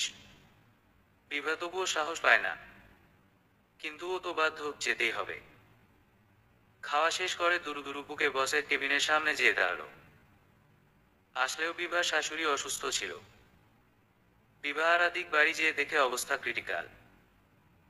ওরা পরদিনই একটা অ্যাম্বুলেন্সে করে আতিকের মাকে নিয়ে ঢাকায় ব্যাক করলো, এনে সরাসরি পিজি হাসপাতালে ভর্তি করালো। টেস্ট ফেস্ট করে দেখা গেল আতিকের মায়ের স্ট্রোক হয়েছে, সেই সাথে পুরনো রোগ, হাই ব্লাড প্রেশার, ডায়াবেটিস, এগুলো কন্ট্রোললেস। মায়ের এই অবস্থা দেখে আতিক পুরোপুরি ভেঙে গেল। একটা সেকেন্ড মায়ের কাজ ছাড়া হচ্ছে না আতিক। বাচ্চা ছেলেদের মতো মায়ের কাছে বসে আছে আর মাঝে মাঝে আড়ালে যেয়ে কান্না করছে মায়ের অবস্থা দেখে। আতিকের বোনেরাও সব পালা করে থাকছে, সেই সাথে বিবাহ আছে। বিবাহ একটু অবাক হয়ে আতিককে খেয়াল করেছে এই কয়দিন। মানুষের কত রূপ হয়। এই ছেলেরাই ওকে মারে মাঝে মাঝে, আবার এই ছেলেরাই মায়ের জন্য কান্না করছে। যার মনে মায়ের জন্য এত মায়া, সে কিভাবে বউয়ের গায়ে হাত তুলে, এটা ভেবে পায় না বিভা। 1 মাস জমে মানুষের টানাটানি করে অবশেষে মাকে বাসায় নিয়ে আসলো আতিক আর বিভা। আতিকের মা নিজে কিছু করার ক্ষমতা হারিয়েছে, এমনকি খাওয়াটাও বিভার খাইয়ে দিতে হয়। চাকরি থেকে শেষ পর্যন্ত ইস্তফা দিতে হয়েছে বিভার। আতিক স্ট্রিক্টলি বলে দিয়েছে যেন ওর মায়ের কোনো অযত্ন অবহেলা না হয়। কি আর করবে বিভা, আবারও একটা কম্প্রোমাইজ করতে হলো। তাছাড়া এতদিন ছুটি কাটানোর ব্যাপারটা নিজের কাছেই কেমন লাগছিল যেন। এখন আতিক নিশ্চিত মনে অফিস করছে আর বিভা শাশুড়ির সেবা। শাশুড়ি আসার পর বিভার বাধ্য হয়ে আতিকের সাথে বেড শেয়ার করতে হচ্ছে। বিভা ওর শাশুড়ির কাছেই শুতে চাচ্ছিল, কিন্তু উনি কিছুতেই রাজি হলেন না। বিভাকে বলে দিলেন রাতে কারো সাথে ঘুমাতে ওনার অস্বস্তি হয়, তাই বিভা যেন তার রুমে যেয়েই ঘুমায়। আতিক যেন এই সুযোগের অপেক্ষায় ছিল। সেও মায়ের সাথে গলা মেলালো। অগত্যা বিভা হার মানল। 2 দিন ধরে এই চলছে। এই 2 দিন আতিক কিছু বলেনি বিভাকে। বেশ অনেকদিন বাদে আতিকের পাশে শুয়ে খুব অস্বস্তি ফিল করছিল বিভা। আগের মতো ঘৃণা না থাকলেও প্রেমটাও নেই। মনে হচ্ছিল যেন কোন অপরিচিত মানুষের পাশে শুয়েছে। সেটা বুঝিয়ে মনে হয় আতিক ঘাটায়নি ওকে। সারাদিনের খাটুনিতে ক্লান্ত বিভা শোয়ার সাথে সাথে ঘুমিয়ে গেছিল। আজও আতিককে শুয়ে থাকতে দেখে নিশ্চিত মনে ঘুমাতে যাচ্ছিল বিভা। ও বিছানায় শোয়া মাত্রই আতিক ওর গায়ের উপর হাত রাখল। বিভা ভয় পেয়ে দরফর করে উঠে বসল। আতিক ফিসফিস করল, কি হলো? ভয় পেলে? দাঁতে দাঁত চাপল বিভা। এসব কি আতিক? পাশের রুমে মা আছে। তো কি হয়েছে বিভু? আমি কি বড় মানুষ? তোমারই তো হাজবেন্ড। হাজবেন্ড? ঠিকই বলেছ। তা এতদিনে বুঝি মনে পড়লো যে তুমি আমার হাজবেন্ড? বিভার কণ্ঠে শেষ। আমার ঠিকই মনে আছে, তুমি বরং ভুলে গেছো। কতদিন ধরে আমার কাছে আসো না বলো তো? এতদিনেও কি তোমার আমার প্রতি বিশ্বাস জন্মায়নি? এই যে এতদিন ধরে আমাকে এত চোখে চোখে রাখলে তবু এত অবিশ্বাস কেন বিভু, কেন? আতিকের কথা শুনে দমে গেল বিভা। আতিক কিভাবে জানলো যে বিভা ওকে চোখে চোখে রাখছে? তাহলে ও কি সব টের পেয়েছে? টের পেয়ে আগে থেকেই নিজেকে প্রিপেয়ার করেনি তো আবার? মানে কি বলছো এসব? আমি কেন তোমার উপর নজর রাখতে যাব? দেখো বিভু, আমি জানি তুমি আমার উপর নজর রেখেছো। তবে এই জন্য আমি তোমার উপর রাগ করি নাই। আমি সন্দেহ করার মতো কাজ করেছি তাই তুমি এমন করেছো। কিন্তু এখন তো তোমার এমন করার উচিত না, তাই না? আমারও তো একটা ধৈর্যের লিমিট আছে। প্লিজ আজ মানা করো না। ভালোবাসি তোমাকে, এটা নিয়ে অন্তত সন্দেহ পোষণ করো না। আতিক মিষ্টি কথায় ভুলিয়ে ভালিয়ে বিভাকে কাছে টানে। বিভা মানা করতে পারে না, আবার মন থেকে গ্রহণটাও হয় না। মেয়ে মাত্রই আত্মসমর্পণ যেন অবতারিত। তবুও তাতেও যদি সব পাওয়া যেত জীবনে। এত কিছুর পরেও সামনে একটা কালবৈশাখী ঝড় আইটেতে হাসছিল বিভার জীবন লণ্ডভণ্ড করার জন্য তাকে জানত। আতিক, তুমি যাও না মায়ের সাথে। আমি কয়েকদিন একটু রেস্ট নেই। এই কয়েক মাসে আমি হাঁপিয়ে গেছি একেবারে। বিভার কণ্ঠে অনুনয়। আতিক নিজের কণ্ঠে আরো দ্বিগুণ উন্নয় নিয়ে আসল। বিভু, আমি যদি পারতাম তবে কি যেতাম না। মায়ের অসুস্থতার সময় কতগুলো দিন ছুটি নিলাম। এখন যদি আবার 7 দিনের ছুটি চাই তবে তো আমাকেও চাকরি থেকে অবসর দেবে। তুমি চাকরি করছো না, এমন অবস্থায় আমারও যদি চাকরি চলে যায় তাহলে কিভাবে কি হবে বলতো? সংসার চালানো মুশকিল হয়ে যাবে তো। প্লিজ তুমি এবারের মতো ম্যানেজ করে নাও। আতিকের কথা শুনে বিভা কেবল একটা ক্লান্তিকর দীর্ঘশ্বাস ছাড়ে। গত 3টে মাসে যেন একেবারে হাঁপিয়ে গেছে বিভা। শাশুড়ির সেবা করতে করতে প্রতিদিন 3 বেলা খাইয়ে দেওয়া থেকে শুরু করে ধরে ধরে বাথরুমে নিয়ে যাওয়া, গোসল করতে হেল্প করা ছাড়াও সংসারের আরো কত কাজ করতে হয় বিভাকে। একে তো চাকরি ছেড়ে দিয়ে সারাক্ষণ বাসায় বসে থাকতে হচ্ছে, যেটা বিভার জন্য সবচেয়ে বড় মানসিক কষ্ট, তার উপরেই কাজের অত্যাচার। শাশুড়ি অবশ্য এখন বেশ সুস্থ। ইদানিং নিজের কাজ নিজেই করতে পারে। সুস্থ হওয়ার সাথে সাথে তার নতুন বায়না উঠেছে যে বাড়ি যাবে। বিভা অনেকভাবে বোঝানোর চেষ্টা করেছে কিন্তু তিনি বুঝতে নারাজ। ওনার নাকি পেনশনের টাকা তুলতে হবে, তাছাড়া জমিজিরাদেরও খোঁজ করতে হবে। বাসাবাড়ি ঠিকঠাক আছে কিনা সেসবও দেখতে হবে। বিভা এবার যেতে চাচ্ছিল না শাশুড়ির সাথে। এই কয়েক মাসের পরিশ্রমে ওর একেবারে দম বন্ধ হয়ে গেছে একেবারে। ভাবছিল আতিক যদি ওর মাকে সাথে নিয়ে যায় তবে ওর কিছুদিন রেস্ট হবে। কিন্তু আতিক তো অফিসের ছুতা দিয়ে এবারও দায়িত্ব ওর ঘাড়ে চাপিয়ে দিতে যাচ্ছে। বিভার কেন জানি খুব হাসফাস লাগছে, খুব মনে হচ্ছে ও খাঁচায় বন্দি পাখি একটা, যে উঠতে না পেরে ছটফটিয়ে মরছে। আতিক মনে হয় বুঝতে পারলো বিভার মনের অবস্থা। ও বিভার কাঁধে হাত রাখল। সরি, তোমায় খুব কষ্ট দিচ্ছি। কি করব বলো? আমি নিরুপায় না হলে তোমায় বলতাম না। প্লিজ এবার ম্যানেজ করে নাও। তুমি সব গুছিয়ে নাও আজ। আমি আসার সময় টিকিট কেটে আনবো। রাতের গাড়িতে গেলে অতটা কষ্ট হবে না। ঘুমিয়ে ঘুমিয়ে চলে যেতে পারবে। বিভা কোন কথা বলে না। আতিক তৈরি হয়েছিল। ও বেরিয়ে পড়ল অফিসের উদ্দেশ্যে। বিভা ক্লান্ত শরীর নিয়ে উঠে দাঁড়ালো। সব গোছগাছ করতে হবে, অনেক সময়ের ব্যাপার। আজ নিজের শরীরটা নিজের কাছেই ভারী লাগছে। তবুও যেন থেমে থাকার নয় ওর জীবন। মনটা শক্ত করে কাজে নেমে পড়ল বিভা। রাতের দিকে শাশুড়ি সহ বিভা রওনা দিল চাপাইয়ের উদ্দেশ্যে। এত কাজের মাঝে আতিকের জন্য কিছু রান্না করে রেখে যেতে পারল না। এ কথা শুনে ওর ননদ কণা বলল, তুমি চিন্তা করো না, আমি কাল বিকেলে এক সময় যেয়ে রান্না করে রেখে আসবো। 2-4 দিনের ব্যাপার। আতিক ঠিক ম্যানেজ করে নিতে পারবে। বিভা অনেকটাই নিশ্চিত হয়ে গাড়িতে উঠল। আতিক বাহিরের খাবার খেতে পারে না একেবারেই। তাই বিভা কখনো কোথাও গেলে আতিকের জন্য খাবার রান্না করে রেখে যায়। আতিক ওদের তুলে দিল গাড়িতে। রাত 10টার গাড়ি ছিল। আতিক 12টা পর্যন্ত বিভার সাথে কিছুক্ষণ পর পর কথা বলেছে। 12টা বেজে যাওয়ার পর বিভাকে ঘুমিয়ে যেতে বলল। ওর নিজেরও অফিস আছে কাল, এই কথা বলে আতিক ফোন রাখল। অনেকক্ষণ ধরে সবার ফোনটা বেজে যাচ্ছে কিন্তু ধরতে পারছে না।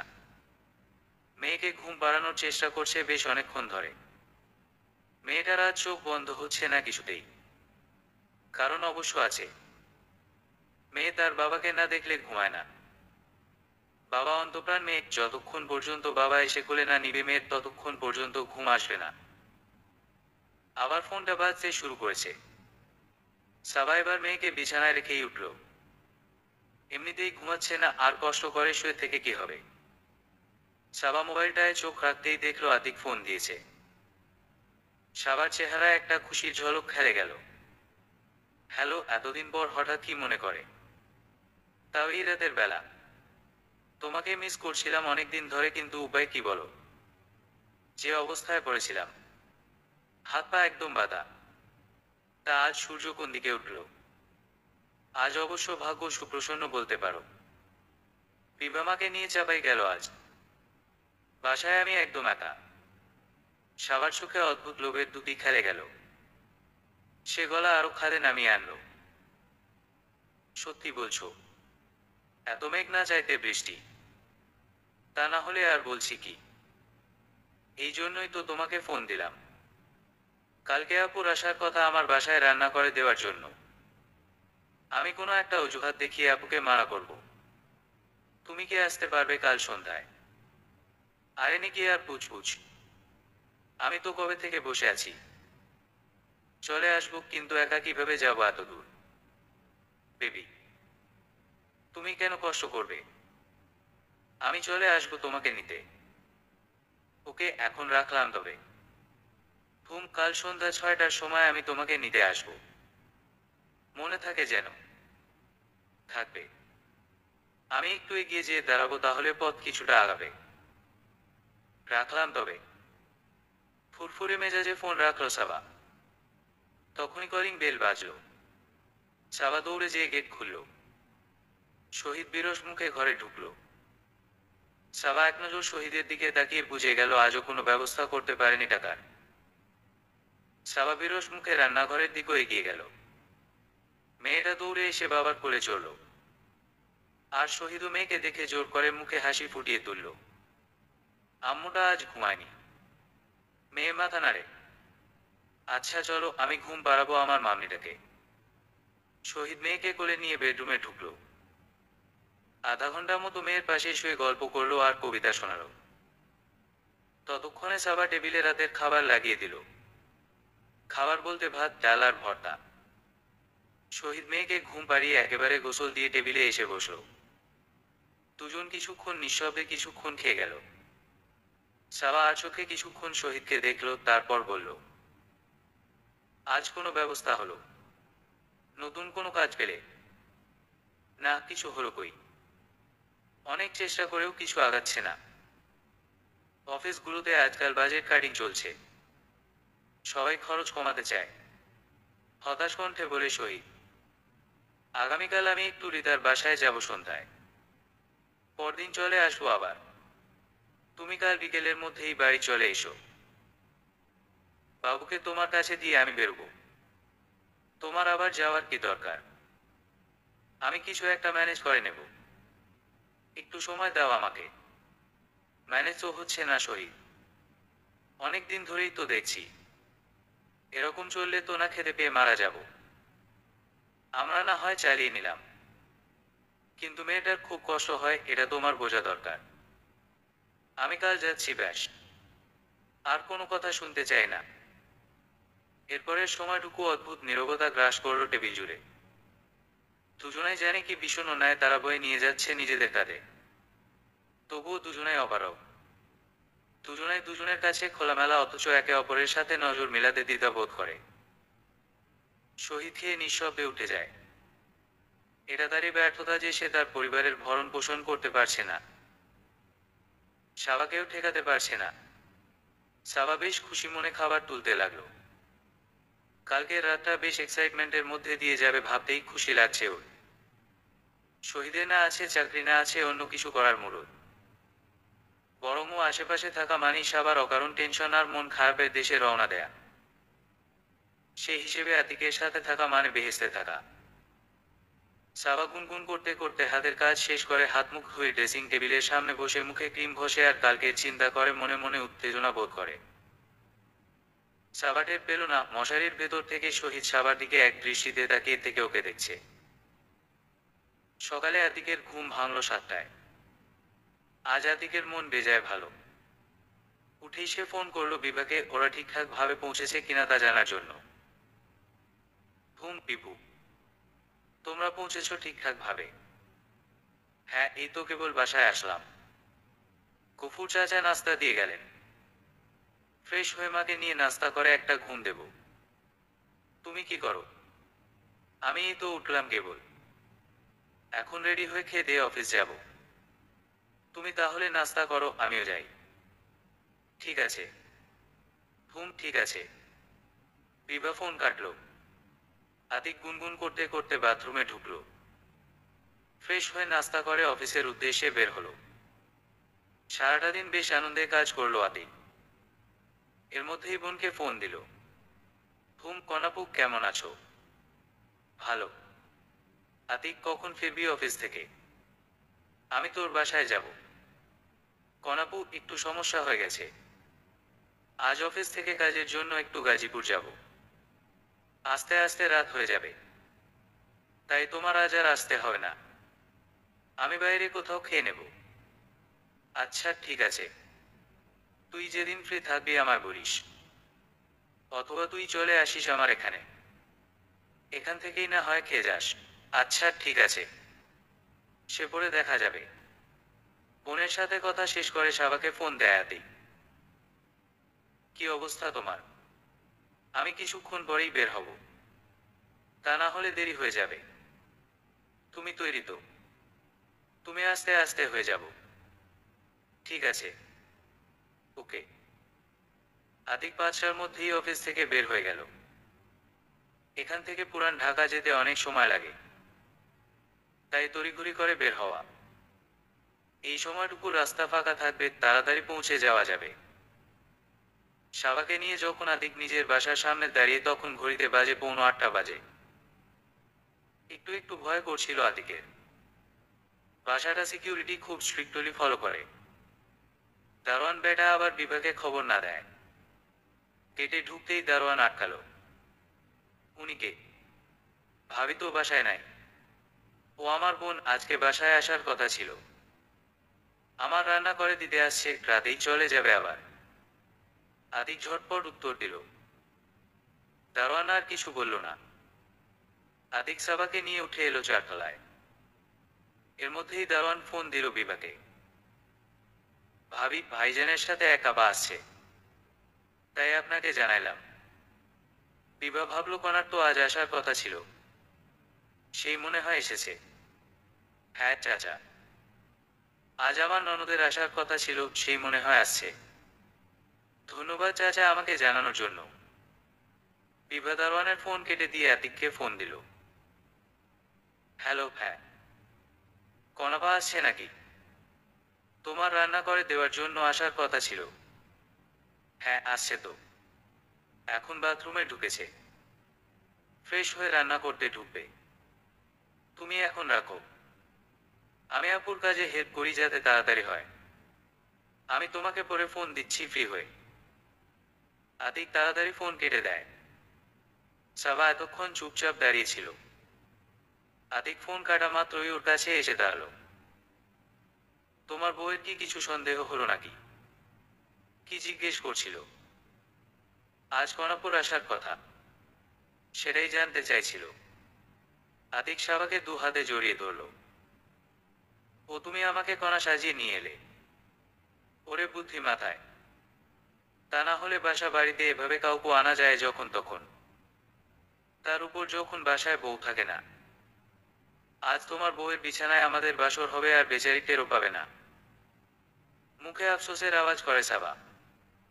শোনো, তোমার কাছে একটা আবদার করব। রাখবে? সাবা, তোমার জন্য জান হাজির আমার ময়না। বলো কি লাগবে তোমার? সাবাকে আরো একটু চেপে ধরে নিজের শরীরের সাথে। সাবা আতিকের গলা জড়িয়ে ধরে মুখে মোহনীয় হাসি ফুটিয়ে বলে, আমার না 1020 টাকা দরকার।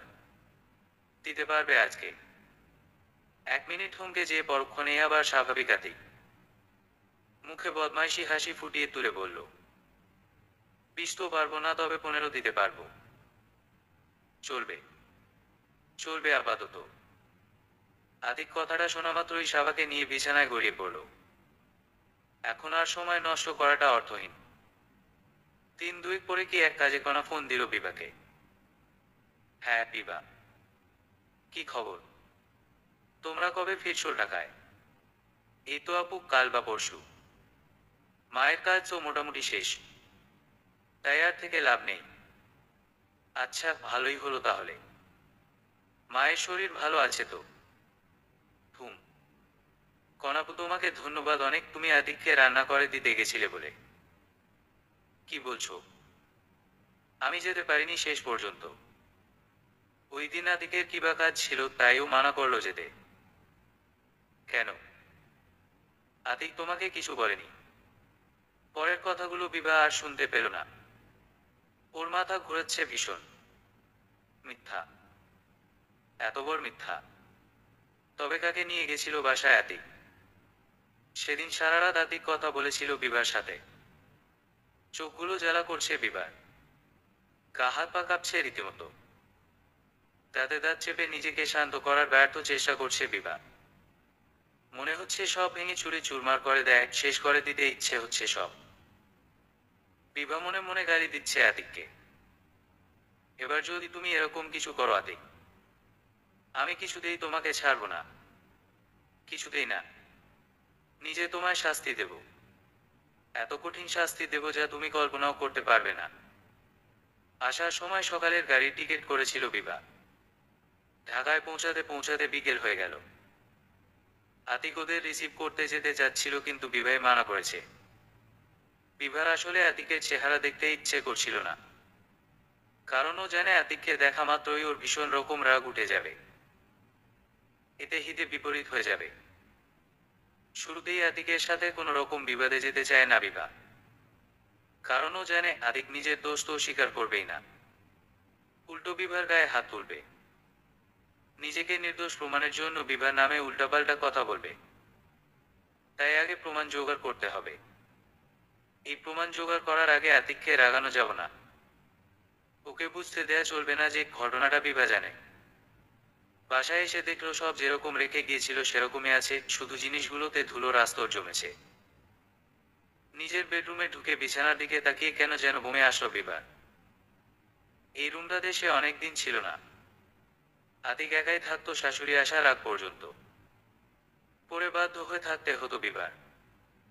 কিন্তু এখন কি করবে? এখন আতিকের সাথে এই বিছানায় কিভাবে থাকবে? না না, অসম্ভব। এই এক বিছানায় আতিকের সাথে থাকা কিছুতেই সম্ভব না। বিভা নিজের মনে কথা বলছে আর নিজের মাথা দোলাচ্ছে। কিন্তু কি বলবে আতিককে? অনেক ভেবেও কোনো কুল কিনারা পাচ্ছে না বিভা। ও বউ, তোমাকে কখন থেকে ডাকছি, তুমি কি ভাবো এত? শাশুড়ির ডাকে সম্বিত ফিরে আসে বিভা। জি মা। কিছু বলছিলেন? এই রকম খাম্বার মতন দাঁড়ায় আছো কেন? গোসল টোসল দিয়া ভাত লাগাও, খিদে লাগছে আমার। জি আম্মা, লাগাচ্ছি। আম্মা, আপনি বরং এবার এই রুমে থাকেন। এই রুমটাতে আলো বাতাস বেশি আসে, আপনার জন্য ভালো হবে। আরে না পো, ওই রুমেই আমি ঠিক আছি, অভ্যাস হয়ে গেছে। এখন এইখানে আসলে আবার ঘুম হইব না। তোমরাই থাকো এই রুমে। বিবাহের কথা না বাড়িয়ে গোসলে গেল।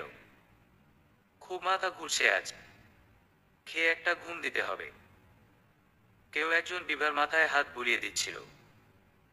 আরামে চোখ দুটো আরো যেন লেগে আসছে বিভার। কতদিন যে মা মাথায় হাত বুলিয়ে দেয় না। ছোটবেলায় মা কত আদর করতো বিভাকে। দুপুরের সময়টাতে ও যখন স্কুল থেকে আসতো, ঘুমের সময়টুকু মাকে পাশে বসে থাকতে বলতো। মা ওর মাথায় হাত বুলিয়ে চুলে বিলি কেটে দিত আর বিভা ঘুমাতো। আর এখন মায়ের একটু স্পর্শ পাওয়ার জন্য মনটা ছটফট করে। একটা ভুল বুঝি সবাইকে দূরে ঠেলে দেয়।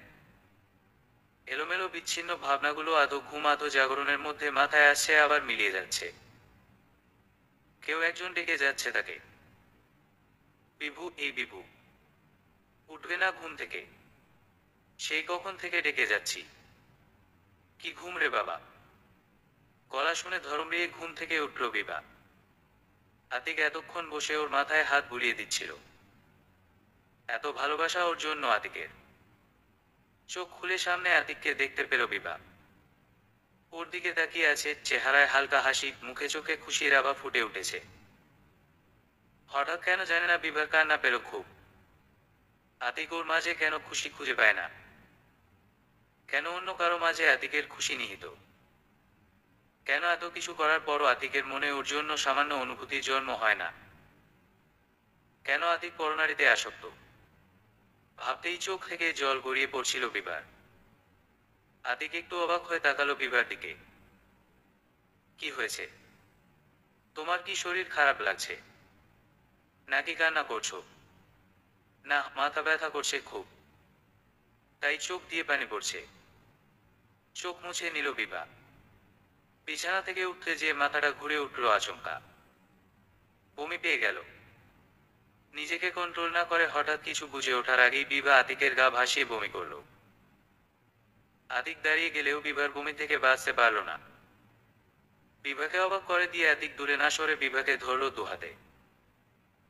বেশি খারাপ লাগছে? আচ্ছা করো বমি, যতটুকু আছে করে ফেলো, তাহলে আরাম পাবা। আতিকের এই আন্তরিকতা দেখে বিভার আরো বেশি কান্না পেল। মনে মনে বিভা বলে, ইস, আতিক, এই আন্তরিকতাটুকু যদি সত্যি সত্যি তোমার মনের হতো। এখন তো তোমার মন ভালো, আরেকদিকে সুখ খুঁজে নিয়ে আমাকে দয়া দেখাচ্ছ। দেখাও, সমস্যা নেই। মনে রেখো, চোরের 10 দিন আর গৃহস্থের 1 দিন। আমি শুধু আমার সেই একদিনের অপেক্ষা করছি। আল্লাহ নিশ্চয়ই আমাকেও সুযোগ দেবে। বিভা জোর করে আতিকের কাছ থেকে নিজেকে ছাড়িয়ে নেয়। সরো তুমি। তোমার গায়ের গন্ধে আমার আরো বমি পাচ্ছে। তুমি যেয়ে ফ্রেশ হয়ে নাও। আতিক একটু মন খারাপ ভাব করে চলে গেল। বিভা নিজের আরেক জোড়া কাপড় বের করলো। বিছানার চাদরটা টেনে তুলে নিল। একদিনে 2টো চাদর তুলল। কিভাবে ধুবে আল্লাহ জানে। আতিক ফ্রেশ হয়ে আসতেই বিভা বাথরুমে ঢুকলো। আবার গোসল দিল। আতিকের যেটুকু স্পর্শ ওর গায়ে আছে সেটুকু যেন ডলে ধুয়ে ফেলতে চাইল। তাতেই বেশিক্ষণ ভেজা হয়ে গেল। প্রচণ্ড শীত করছিল বিভার। মনে হয় জ্বর আসবে। বাথরুম থেকে বের হয়ে বিভা নিজের পার্সটা নিল। আতিক ওর দিকে ভ্রু কুঁচকে তাকালো। কোথাও যাচ্ছ নাকি? শরীর খারাপ লাগছে, একটু ওষুধ কিনে আনি। তুমি থাকো, আমি যাচ্ছি। আমি যেতে পারবো। তুমি অফিস থেকে এসেছো, রেস্ট নাও। আমি একটু ঘুরে আসি।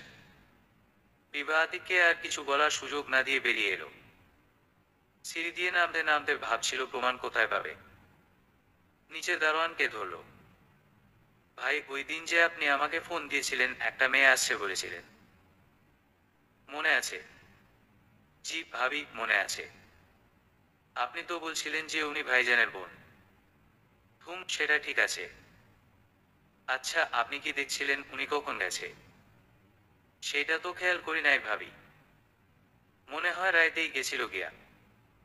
আপনি শিওর? শিওর কেমনে কই? অত তো খেয়াল করি নাই। নানান কাজে এইদিকে ওইদিকে যাই। গেটের অনেক কিছু মিস হয়ে যায়। বিভা চুপ করে থাকে। ও বাইরে এসে হাঁটতে হাঁটতে ওষুধের দোকান থেকে ওষুধ নিয়ে আবার বাসায় ফেরত আসে। বিভা যখন সিঁড়ি বেয়ে উঠছিল তখন হঠাৎই দারোয়ান ওকে ডাক দিল। ভাবি, আপনি একখান কাজ করতে পারেন। কি কাজ? এই বাসায় বাড়িওয়ালার ফ্ল্যাটের সামনে সিসিটিভি ক্যামেরা লাগান আছে। আপনি চাইলে ওনারে রিকোয়েস্ট কইরা দেখতে পারেন যা দেখতে চান। বিভার চেহারায় বিদ্যুৎ খেলে গেল। আরে তাই তো, এটা আগে কেন মাথায় আসে নাই? সে খুশি হয়ে বলল, অনেক ধন্যবাদ ভাই। আপনাকে আরেকটা রিকোয়েস্ট করি। করেন ভাবি। আপনি এগুলা আপনার ভাইকে জানায় না। আচ্ছা ভাবি, আপনি কোনো টেনশন নিয়ে না। দারোয়ানটাও আতিককে পছন্দ করে না, এটা জানে বিভা। আতিকের সাথে একদিন কি নিয়ে যেন গন্ডগোল হয়েছিল। ভাবতে ভাবতেই 3 তলায় উঠে এলো বিভা। বাড়িওয়ালা 3 তলায় থাকে। বিভা একবার উপরে উকি দিয়ে নিজের ফ্ল্যাটের দরজা দেখল। না, বন্ধই আছে।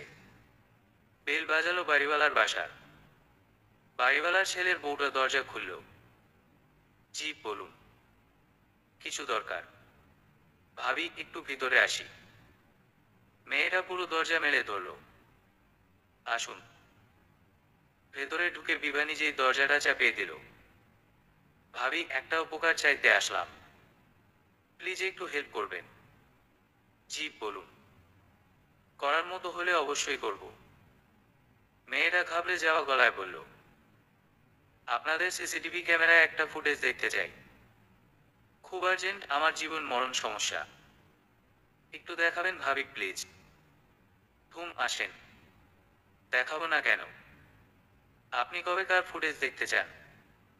মেয়েটা বিভাকে ড্রয়িং রুমে নিয়ে গেল। গত সোমবার 22 তারিখের সন্ধ্যার সময়কার। একটু দেখুন না। ক্যামেরার রেকর্ডিং গিয়ে টাইমিংটা সেট করে দিয়ে রেকর্ডিং চালু করে দিল মেয়েটা। বিভার বুকের ভেতর উত্তেজনায় ড্রাম বাজছে যেন। সত্যি সত্যি আতিককে দেখতে পাবে। নিজের বিশ্বাসকে নিজ চোখে ভাঙতে দেখবে। অস্থিরভাবে পা নাচিয়ে টিভির দিকে তাকিয়ে আছে বিভা। কত লোকজন উঠছে নামছে। কোথায় আতিক? দেখতে দেখতে হঠাৎ করে থমকে গেল বিভা। আতিক না। আস্তে আস্তে পা টিপে উঠছে। ওর একটু পিছনে একটা মেয়ে উঠল। বোরকা পরা, বেশ ভালো স্বাস্থ্য, চেহারাটাও পরিষ্কার, এটা তো কনাপনা। মেয়েটার নজর একবার ক্যামেরার দিকে পড়তেই মুখটা লুকিয়ে নিল। মেয়েটার ঘাড়ে একটা বেশ বড় ব্যাগ আছে। আতিকের মাথায় হয়তো ক্যামেরার ব্যাপারটা ছিল না। যদি থাকতো তবে ও নিশ্চয়ই সাবধান হতো। বুঝে গেল বিভা যেটা দেখতে চাইছিল সেটা দেখে ফেলল। চোখ থেকে অবিরত জল গড়িয়ে পড়ছে বিভার। পাশের মেয়েটা ওর দিকে অবাক হয়ে তাকিয়ে আছে। কি হয়েছে আপু? Anything serious? বিভা মাথা নাড়ে। বুকের মধ্যে চাপ ধরা বেদনা ওকে কথা বলতে দিল না। তবুও অনেক কষ্টে ও বলল, ভাবি আর একটু কষ্ট করবেন। জি আপু বলুন। 23 তারিখ সকাল 7টার থেকে একটু রেকর্ডিংটা দেখাবেন। মেয়েটা আবার রেকর্ডিংটা টেনে সকাল 7টা থেকে চালু করলো। মেয়েটা এবার উঠে গেল। কিছুক্ষণ পর হাতে একটা ট্রেতে নাস্তা সাজিয়ে নিয়ে আসলো। একটু চা খান আপু, ভালো লাগবে। বিভা একবার ট্রের দিকে তাকিয়ে আবার চোখটা টিভিতে স্থির করলো। বেশ অনেকটা সময় পার হয়েছে, আদিককে দেখতে পাচ্ছে না। তবে কি মেয়েটা রাতেই চলে গেছে সত্যি সত্যি? আরো 15 মিনিট ধৈর্য ধরে তাকিয়ে থাকলো বিভা। ঠিক 8:45 বাজে এমন সময় আতিককে নামতে দেখলো বিভা। এবার মেয়েটার কাঁধে ব্যাগটা আতিকের কাঁধে শোভা পাচ্ছে। বাহ, আতিক সাহেবের কি উন্নতি! কোনোদিন বিভার কাঁধের ভার বহন না করলেন, অন্য একজনের ভার ঠিকই বহন করছে। বাহ, খুব ভালো আতিক। মনে মনে তোমার প্রশংসা না করে পারছি না। বিভার মনটা অদ্ভুত বিতৃষ্ণায় ভরে ওঠে। সেদিন সারা রাত বিভাকে ফোনে নানা ধরনের রোমান্টিক কথার অত্যাচার করেছে আতিক। এই তাহলে সেই রোমান্টিক কথার বানের অত্যাচার। বউয়ের সাথে রোমান্টিক কথা বলে আরেকজনের সাথে লীলা খেলা খেলেছে আতিক। বেশ, তবে এটাই তোমার শেষ সুযোগ ছিল আতিক। তুমি আমারই বিছানায় আরেকজনকে নিয়ে রাত কাটাবে? এতটা সাহস বেড়েছে তোমার? তুমি ভেবেই নিয়েছো যে আমি ফুটবল? আমার কোনো আশ্রয় নেই, কোনো সহায় নেই। কিন্তু তুমি এটা কি করে ভুলে গেলে যে যার কোনো কিছুই থাকে না তার ভয়টাও কাজ করে না? পৃথিবীর সবচেয়ে নির্ভীক মানুষটা হয়ে যায় সে। তখন সেই মুহূর্তে সেই অসহায় মানুষটা সবকিছু করার ক্ষমতা রাখে। বিভার চোখ কেঁদে যাচ্ছে, মন কেঁদে যাচ্ছে, পুরো শরীর জুড়ে ভর করেছে নিস্তব্ধতা। এই আপু কি হয়েছে? আপনি সেই তখন থেকে কেঁদে যাচ্ছেন। বিভা চোখ মুছে। কিছু না ভাবি। আপনি কি আমার একটা উপকার করবেন? জি আপু বলুন। এই 2 সময়ের এই ভিডিও ক্লিপ দুটোকে আমাকে দেয়া যাবে? আমার খুব দরকার। আচ্ছা ঠিক আছে। ও বাসায় আসলে আমি ওকে দিয়ে সেভ করিয়ে রাখবো। আপনি কাল কোনো এক সময় এসে নিয়ে যেন। বিভা মাথা নাড়ে। আমি যাই তাহলে। ওমা, যাই কেন? আপনি তো কিছুই খেলেন না। কিছু খাবো না ভাবি। আপনি হয়তো ব্যাপারটা কিছুটা বুঝেছেন তাই আর কিছু বললাম না। ওটা আপনি না বললেও বুঝেছি। আমরা বাড়িওয়ালা, তাই আমাদের চোখ কান খোলা রাখতে হয়। কতদিন আপনাকে ব্যাপারটা জানানো হলো কিন্তু আপনি কিছু বললেন না। সেদিন যদি আপনি কিছু বলতেন তবে ওনাকে সেদিনই শায়েস্তা করা যেত। বিভা মনে মনে লজ্জায় শেষ হয়ে গেল। ওই কি পৃথিবীতে একমাত্র বোকা নাকি? সবাই সবকিছু সহজেই বুঝে যাচ্ছে অথচ ওর কিনা বুঝতে এত সময় লাগে। বিভা ভার মন নিয়ে নিজের ফ্ল্যাটে উঠে এলো। ওর ননদ কণাকে ফোন দিল আতিকের সামনেই। হ্যাঁ কণাপু, আমরা তো আজ এলাম। না না, কোনো সমস্যা হয়নি। আচ্ছা, যে কারণে তোমাকে ফোন দেওয়া, কাল কি মাকে দেখতে আসবে? ইনাপু আর দিনাপুকেও আসতে বলো। আমি কাল রান্না করব ভালো মন্দ। মা অনেকদিন তোমাদের দেখেন না তো। দেখতে চাইছিলেন। উপাস থেকে কণা কি বলল বোঝা গেল না। বিভা আবার বলল, হ্যাঁ সমস্যা নেই, কাল আতিকও চলে আসবে তাড়াতাড়ি। এত ভেবো না তো, তোমরা চলে এসো তাহলে। আচ্ছা, রাখলাম। বিভা ফোন নামিয়ে রাখে। আতিক উৎসুক দৃষ্টি নিয়ে বিভাকে দেখছে। হঠাৎ করে দাওয়াত টাওয়াত? ঘটনা কি? কোনো ঘটনাই না, এমনিতেই ইচ্ছা করলো। তো কয়দিন পর বলতে? তুমি কেবল আজই এলে, এত অসুস্থ। বাবা আমার জন্য এত চিন্তা? কবে থেকে? আতিক একটু থমকে গেল বিভার কথা শুনে। বিভাকে এবারে একটু অন্যরকম লাগছে। ঠিক ধরতে পারছে না, বাট আগের মতো অতটা নরম সরম লাগছে না। বিভা কি কিছু বুঝতে পারলো ও লুকোচুরি? আতিক চিন্তিত হয়ে বসে রইলে। ওদিকে বিভা ওর জন্য সুন্দর বন্দোবস্ত করতে নানা প্ল্যান সাজিয়ে যাচ্ছে। বিভার প্ল্যান কি সাকসেসফুল হবে? আজ সকাল থেকেই ভীষণ ব্যস্ত বিভা। সকালের নাস্তা খেয়ে আতিককে বিদায় দেওয়ার সময় বারবার বলে দিল আজ যেন অফিস থেকে তাড়াতাড়ি ফিরে আসে আতিক। আতিক যাওয়া মাত্রই ফ্রিজ থেকে মাছ, মুরগি আর খাসির মাংস ভিজিয়ে রেখে নিজের জন্য ঘন দুধ দিয়ে এক কাপ চা বানালো। তারপর তা নিয়ে বেডরুমে ঢুকলো। আইস করে চায়ে চুমুক দিয়ে নিজের করণীয় কাজগুলো ঠিক করে নিল মনে মনে। চা শেষ করে চট করে উঠে নিজের ব্যবহারের সুটকেসটা নামালো। আলমিরা খুলে সেটা থেকে নিজের প্রয়োজনীয় কাপড়গুলো নিয়ে সুটকেসে ভরল। গহনাগুলোও নিয়ে নিল, যদিও তা খুব একটা বেশি না। আতিক টুকটাক কিছু বানিয়ে দিয়েছিল, কিছু শাশুড়ি দিয়েছে আর কিছু ওর বাবা মা দিয়েছে। কোনো কিছুই রাখলো না বিভা। সব খুব সন্তর্পণে সুটকেসে গুছিয়ে নিল। নিজের ব্যাংক অ্যাকাউন্টের চেক, বিগ কার্ড, নিজের সার্টিফিকেট সবকিছু সাবধানে গুছিয়ে নিল। আতিক যদি একবার টের পেয়ে যেত তাহলে সে কিছুতেই এসব কিছু নিয়ে বেরোতে পারত না। একটা জিনিসও আতিক ওকে নিতে দিত না। এর আগে দুইবার আতিক ওকে মেরে বাসা থেকে বের করে দিয়েছিল। জাস্ট শূন্য হাতে বের করে দেওয়া যাকে বলে। কোথাও যেতে পারেনি বিভা। লজ্জায় অপমানে দরজার সামনেই দাঁড়িয়ে থাকতো, নয়তো এই বাড়িরই অন্য কোন ভাড়াটিয়ার বাসায় যেয়ে বসে থাকতো। আতিকের রাগ কমার জন্য ওয়েট করত। এসব স্মৃতি বিভার মনকে বড্ড কাতর করে দেয়। তখন ইচ্ছে হয় আতিককে কুটি কুটি করে কেটে নদীতে ভাসিয়ে দিতে। একটা দীর্ঘশ্বাস ফেলে বিভা। এরপরের জীবনটা কেমন হবে সেটা জানে না বিভা। জানতে চায় না। কি হবে এত জেনে? এত ভাবনা চিন্তা করে। জীবনে যতটুকু খারাপ হওয়ার তা মনে হয় হয়ে গেছে। এখন শুধু ভালোটাই ভাবতে চায়।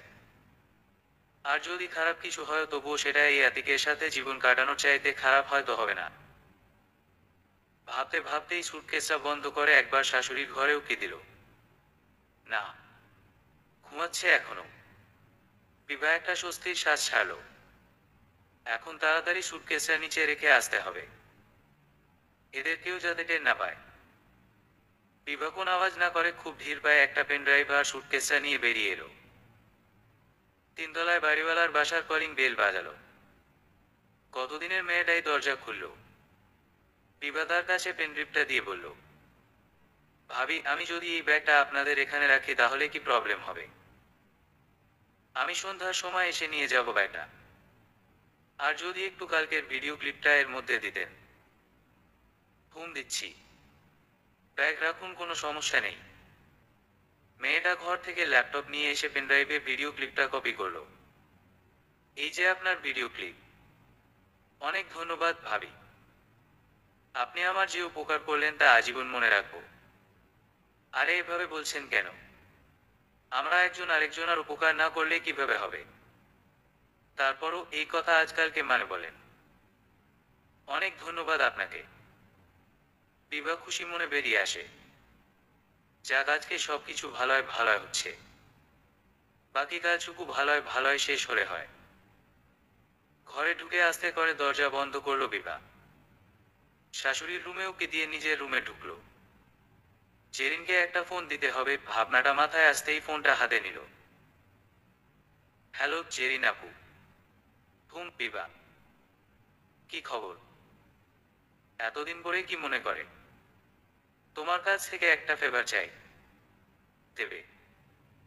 আরে তুই আবার কবে থেকে এত ফর্মালিটিস করা শুরু করলি? বলে ফেল। আমি আজ রাতে তোমার বাসায় আসবো। 2-4 দিন থাকবো তোমার ওখানে। তোমার কি কোন সমস্যা হবে? কেন রে, আবার ঝামেলা হয়েছে নাকি আতিকের সাথে? আরে না, তুমি আগে বলো তোমার চলবে কিনা। পরে দেখা হলে তোমাকে বিস্তারিত বলবো। আর একটা রিকোয়েস্ট করব। হুম করে ফেল। আমার জন্য একটা জব দেখবে। আমি আবার কোথাও জয়েন করতে চাই। আরে তার জন্য অন্য কোথাও কেন খুঁজবি? তোর জব ছাড়ার পর তোর পদে দুজন বদল হলো। কেউ টিকে না। স্যার একদিন তোর কথা বলেছিলেন।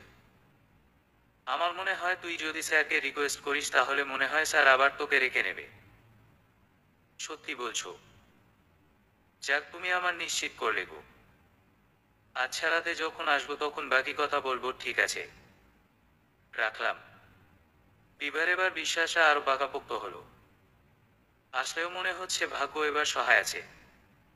সবকিছু কেমন স্মুথলি হয়ে যাচ্ছে। মনে মনে আল্লাহকে ধন্যবাদ জানালো বিভা। পেনড্রিপটা সেফ জায়গায় রেখে খুশি মনে রান্নাঘরে ঢুকলো বিভা। আজ মনের আনন্দ নিয়ে শেষবারের মতো এই বাড়িতে রান্না করবে বিভা। খেয়ে যেন সবাই আজ আঙ্গুল চাটতে থাকে।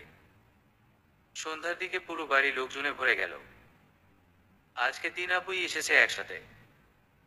সাথে দুলাভাই আর বাচ্চাগুলো আছে। বেশ একটা খুশির মহল। বিভা রান্না শেষ করে শাওয়ার নিয়ে উঠতেই সবাই এলো। কিছুক্ষণের মধ্যে আতিকও চলে এলো।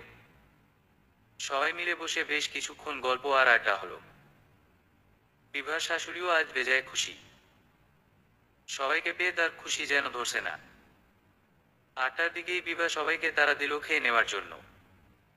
সবাই খেয়ে উঠলেই না বিভা নিজের বাকি কাজটুকু শেষ করতে পারবে। খাওয়া শেষে আসলেও সবাই আগুল চাটছিল। প্রশংসার বন্যায় ভেসে যাচ্ছিল বিভা। বহুদিন নাকি এত মজার রান্না খায়নি। বিভা উত্তরে শুধু মুচকি হাসি উপহার দিয়েছে। আতিকও আজ না পারতে প্রশংসা করলো বিভার রান্নার। সে আজ যেন বিভাকে চিনতে যাচ্ছে। অদ্ভুত দৃষ্টিতে বিভাকে দেখছে। হয়তো আতিক কিছু অস্বাভাবিকতা টের পাচ্ছে। বিভা সেসব পাত্তা দিল না। সে কোনো দিকে না তাকিয়ে নিজের মনে কাজ করতে থাকলো। সবার খাওয়া দাওয়ার পাট চুকে গেলে বিভা ল্যাপটপ নিয়ে ওদের বেডরুমে ঢুকলো। সবাই আজ এই ঘরেই বসেছে। বিভার খুব নার্ভাস লাগছে, বারবার গলা শুকিয়ে যাচ্ছে।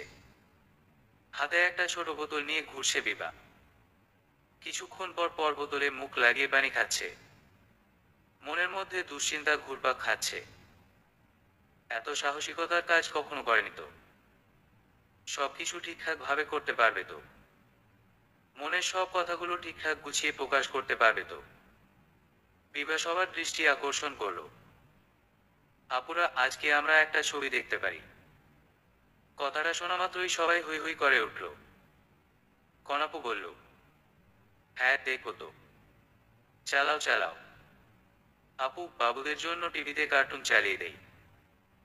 বিভার কথায় কেউ আপত্তি করলো না। কিন্তু বাচ্চারা কেউ যেতে চাইছিল না। শেষে শাশুড়ি মাকে দিয়ে বাচ্চাদের পাশের রুমে পাঠিয়ে দিয়ে বিভা পেনড্রাইভে নেওয়া ভিডিও ক্লিপটা ওপেন করলো। বিভা একবার আতিকের দিকে তাকালো। আতিক মনে হয় কিছু একটা বুঝতে পারছে। ওর মুখটা রঙহীন লাগছে কিনা বিভা এত দূর থেকে টের পেল না। ও একটু গলা খাকারি দিয়ে বলতে শুরু করলো, আপু ভাইয়ারা, আপনারা এখন যেটা দেখবেন সেটা একটা বাস্তব ছবি। কয়েকদিন আগে এরকম আরো একটা ঘটনা ঘটেছিল যেটা আপনাদেরকে জানাইনি, শুধুমাত্র কনাপু জানে ঘটনাটা। ভেবেছিলাম সেটাই বুঝি শেষ ঘটনা, তাই আর কাউকে বিরক্ত করিনি। কিন্তু না, সেটা শেষ না, বরং শুরু বলা যায়। তাই বাধ্য হয়ে আমাকে আজ ঘটনাগুলো বলতে হচ্ছে। এরকম একটা ঘটনা আমার জন্য শুধু সারপ্রাইজই না, একটা লজ্জাজনক ঘটনা বটে। যাই হোক, আপনারা আগে দেখুন, তারপর ঘটনাটা খুলে বলবো। বিভা ক্লিপটি চালু করতেই আতিক বুঝে গেল। ও উঠে আসতে লাগলেই বিভা ওকে হাত দিয়ে থামালো। তুমি ওখানেই থাকো আতিক, উঠে এসে কোনো সিন ক্রিয়েট করার চেষ্টা করবে না। বিভার গলায় কিছু একটা ছিল। আতিক থেমে গেল। ওর বোন জামাইগুলো একে অন্যের মুখের দিকে তাকিয়ে ইশারা করছিল।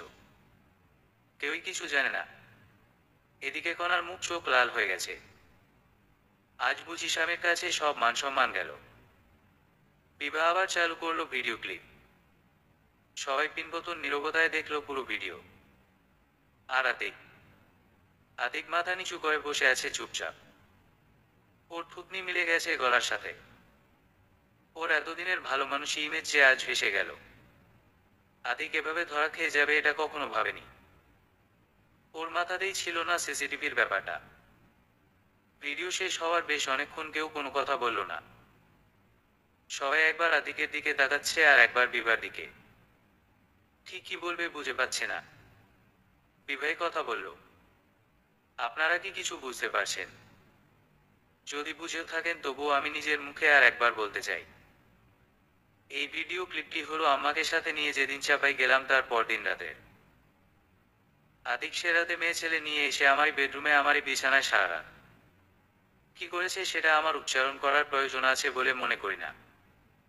আপনারা সবাই সেটা বুঝতে পারছেন নিশ্চয়ই। এর আগেও আতিক এই মহিলার সাথেই অপ্রীতিকর অবস্থায় ধরা পড়েছিল মোহাম্মদপুরে। প্রচুর মারও খেয়েছিল। পরে আমি ছাড়িয়ে এনেছিলাম। ভেবেছিলাম এত কিছুর পরও নিশ্চয়ই সোজা হয়ে যাবে। কিন্তু না। ও তো কুকুরের লেজ। কুকুরের লেজ কি কখনো সোজা হয়? ওর সাহস এতই বেড়ে গেছে যে নিজের বাড়িতে বাজে মেয়ে মানুষ নিয়ে এসেছে। এখন আপনারাই বলুন, এটা কি আমার সহ্য করা বা মেনে নেওয়া উচিত? কোনো মেয়ে কি তা মেনে নেবে? আপুরা, আপনাদের জিজ্ঞেস করি, সহ্য করতে পারতেন? আপনাদের বিছানায় যদি দুলাভাইরা অন্য কোন মেয়েকে নিয়ে থাকতো?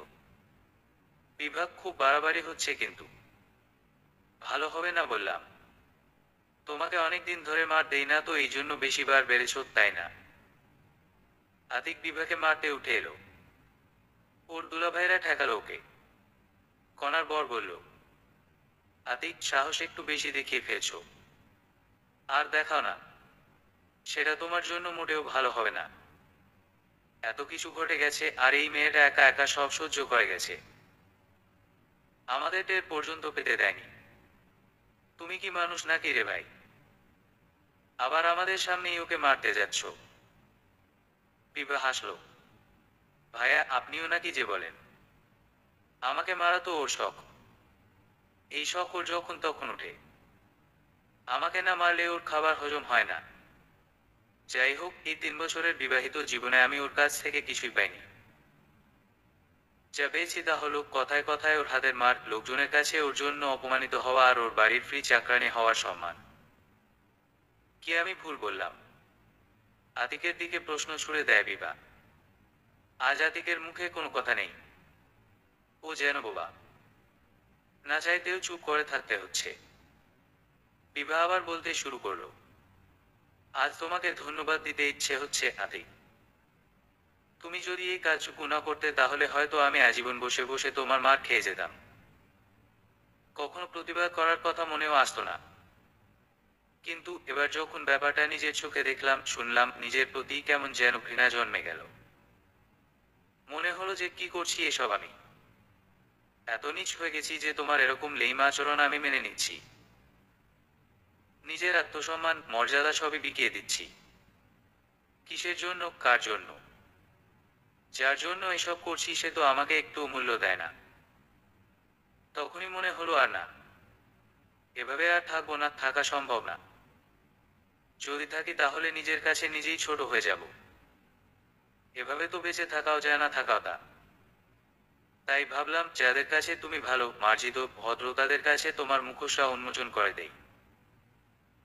ও আর একটা ইচ্ছে আছে আমার। তুমি যখন আমায় মারতে তখন আমারও খুব ইচ্ছে করতো তোমাকেও খুব করে মারি, এত মারি যে মার খেয়ে যেভাবে আমার মুখ চোখ ফুলে থাকতো ঠিক সেভাবে তোমারও ফুলে থাকুক। ব্যথা অনুভব করো তুমিও, অপমানের জ্বালাটা তুমিও কিছু বোঝো, কিছুটা হলেও ফিল করো আমার কষ্টটা। বিভা এগিয়ে যায় আতিকের দিকে, একেবারে আতিকের সামনে যেয়ে দাঁড়ায়। নিচের দিকে তাকিয়ে ছিল আতিক। বিভার জামা দেখে উপরে তাকাতেই বিভা নিজের শরীরের সমস্ত শক্তি দিয়ে আতিককে চড় মারল। আতিক বুঝে উঠতে উঠতে আরো কয়েকটা মারল। বিভার তখন হিতাহিত জ্ঞান নেই, মেরাই যাচ্ছে আতিককে। এতদিনের জমানো রাগ, অসহায়তা, কষ্ট, অপমানের শোধ তুলছে যেন। যখন থামলো তখন দেখলো কণার বর ধরে রেখেছে আতিককে। বিভা হাঁপাতে হাঁপাতে এবার একটু দূরে যেয়ে দাঁড়ালো, সবার দিকে এক নজর তাকিয়ে নিল। সবাই ওর দিকে অবাক হয়ে তাকিয়ে আছে। কেউ কিছু বলবে এই বোধটুকুও বোধ হয় কারণেই। বিভা একটু হাসার চেষ্টা করলো। ধন্যবাদ ভাইয়া, আমার ইচ্ছেটুকু পূরণ করার জন্য। তা না হলেও তো এতক্ষণে আমাকে মেরে আধমরা করে ফেলতো। আমি জানতাম যে বোনেরা ভাইয়ের জন্য একটু সফট কর্নার হলেও আপনারা ঠিকই আমাকে সাপোর্ট করবেন, সেজন্যই সবাইকে একসাথে ডাকা। অবশ্য আজ ভাগ্য আমার সাথ দিয়েছে, তা না হলে সবাই একসাথে আসতেন নাকি। যাই হোক, আমি আজই চলে যাচ্ছি এ বাসা ছেড়ে। আমার পক্ষে আর আতিকের সাথে ঘর করা সম্ভব না। বরং যাকে ওর ভালো লাগে ও তার সাথেই সংসার করুক। আমার তরফ থেকে মুক্তি দিয়ে গেলাম ওকে। আর হ্যাঁ, তোমার কাছে আমার কোন দাবি নাই আতিক। ডিভোর্স লেটার পাঠায় দিবা, আমি সাইন দিয়ে দিব। আর মাকে তো অনেক ভালোবাসো, এবার নিজের হাতে মায়ের সেবা কইরো। আপুরা ভালো থাকেন। আমার দ্বারা যদি কোন ভুল হয়ে থাকে তাহলে আমাকে মাফ করে দিন। আর ভাইয়া, আপনাদের অনেক ধন্যবাদ আমাকে বোঝার জন্য, আমাকে সাহায্য করার জন্য। আশা করি কেউ আমার কাছে অন্যায় কোনো আবদার করবেন না। আমি কোনো আবদার রাখতে পারবো না। শুধু শুধু আপনাদের অসম্মান করতে চাই না, তাই আগেই বলে দিলাম। সবাই ভালো থাকবেন, আমার জন্য দোয়া করবেন। বিভা কাউকে কোনো সুযোগ না দিয়ে বাড়ি থেকে বের হয়ে এলো। হাতের মোবাইলে দেখলো 9:30টার মতো বাজে। বাড়িওয়ালার বাসা থেকে ব্যাগটা নিয়ে নিচে নেমে এলো। দারোয়ান ছেলেটাকে একটা সিএনজি দিকে আনতে বলল। লক্ষ্য জেরিনের বাসা। জেরিন মিরপুরে থাকে। দারোয়ান সিএনজি আনতেই তার দিকে একটা 500 টাকার নোট বাড়িয়ে দিয়ে ধন্যবাদ জানালো বিভা। প্রথমে একটু গাইগুই করলেও লোকটা খুশি মনে নিয়ে নিল টাকাটা। সিএনজি যখন মিরপুরের দিকে যাচ্ছে তখন বিভার মনটা শান্ত দিঘির মতো হয়ে আছে। আজ আতিককে মেরে নিজের ইচ্ছে পূরণ করতে পেরে খুব শান্তি লাগছে বিভার। 3 বছরের জমানো ঘৃণা ক্লেদ সব যেন দূর হয়ে গেছে। মনে হচ্ছে এতদিনে আতিকের সাথে হিসাব বরাবর হলো। এখন জীবন অনিশ্চিত হলেও কেন যেন চিন্তা হচ্ছে না খুব একটা। বরং মনে হচ্ছে আল্লাহ নিশ্চয়ই কাউকে অসহায় অবস্থায় ফেলেন না। কোনো না কোনো ব্যবস্থা নিশ্চয়ই করবেন বিভার জন্য। বিভার মুখে চোখে অদ্ভুত এক বিশ্বাস যেন নাড়া দিয়ে যায়। বিভা মনে আনন্দ নিয়ে অনিশ্চয়তার পথে যাত্রা করে। কারণ ও এখন জেনে গেছে মন যখন লড়াই করার জন্য প্রস্তুত থাকে তখন জীবনে আর কাউকে প্রয়োজন হয় না। কাউকে না। সমাপ্ত।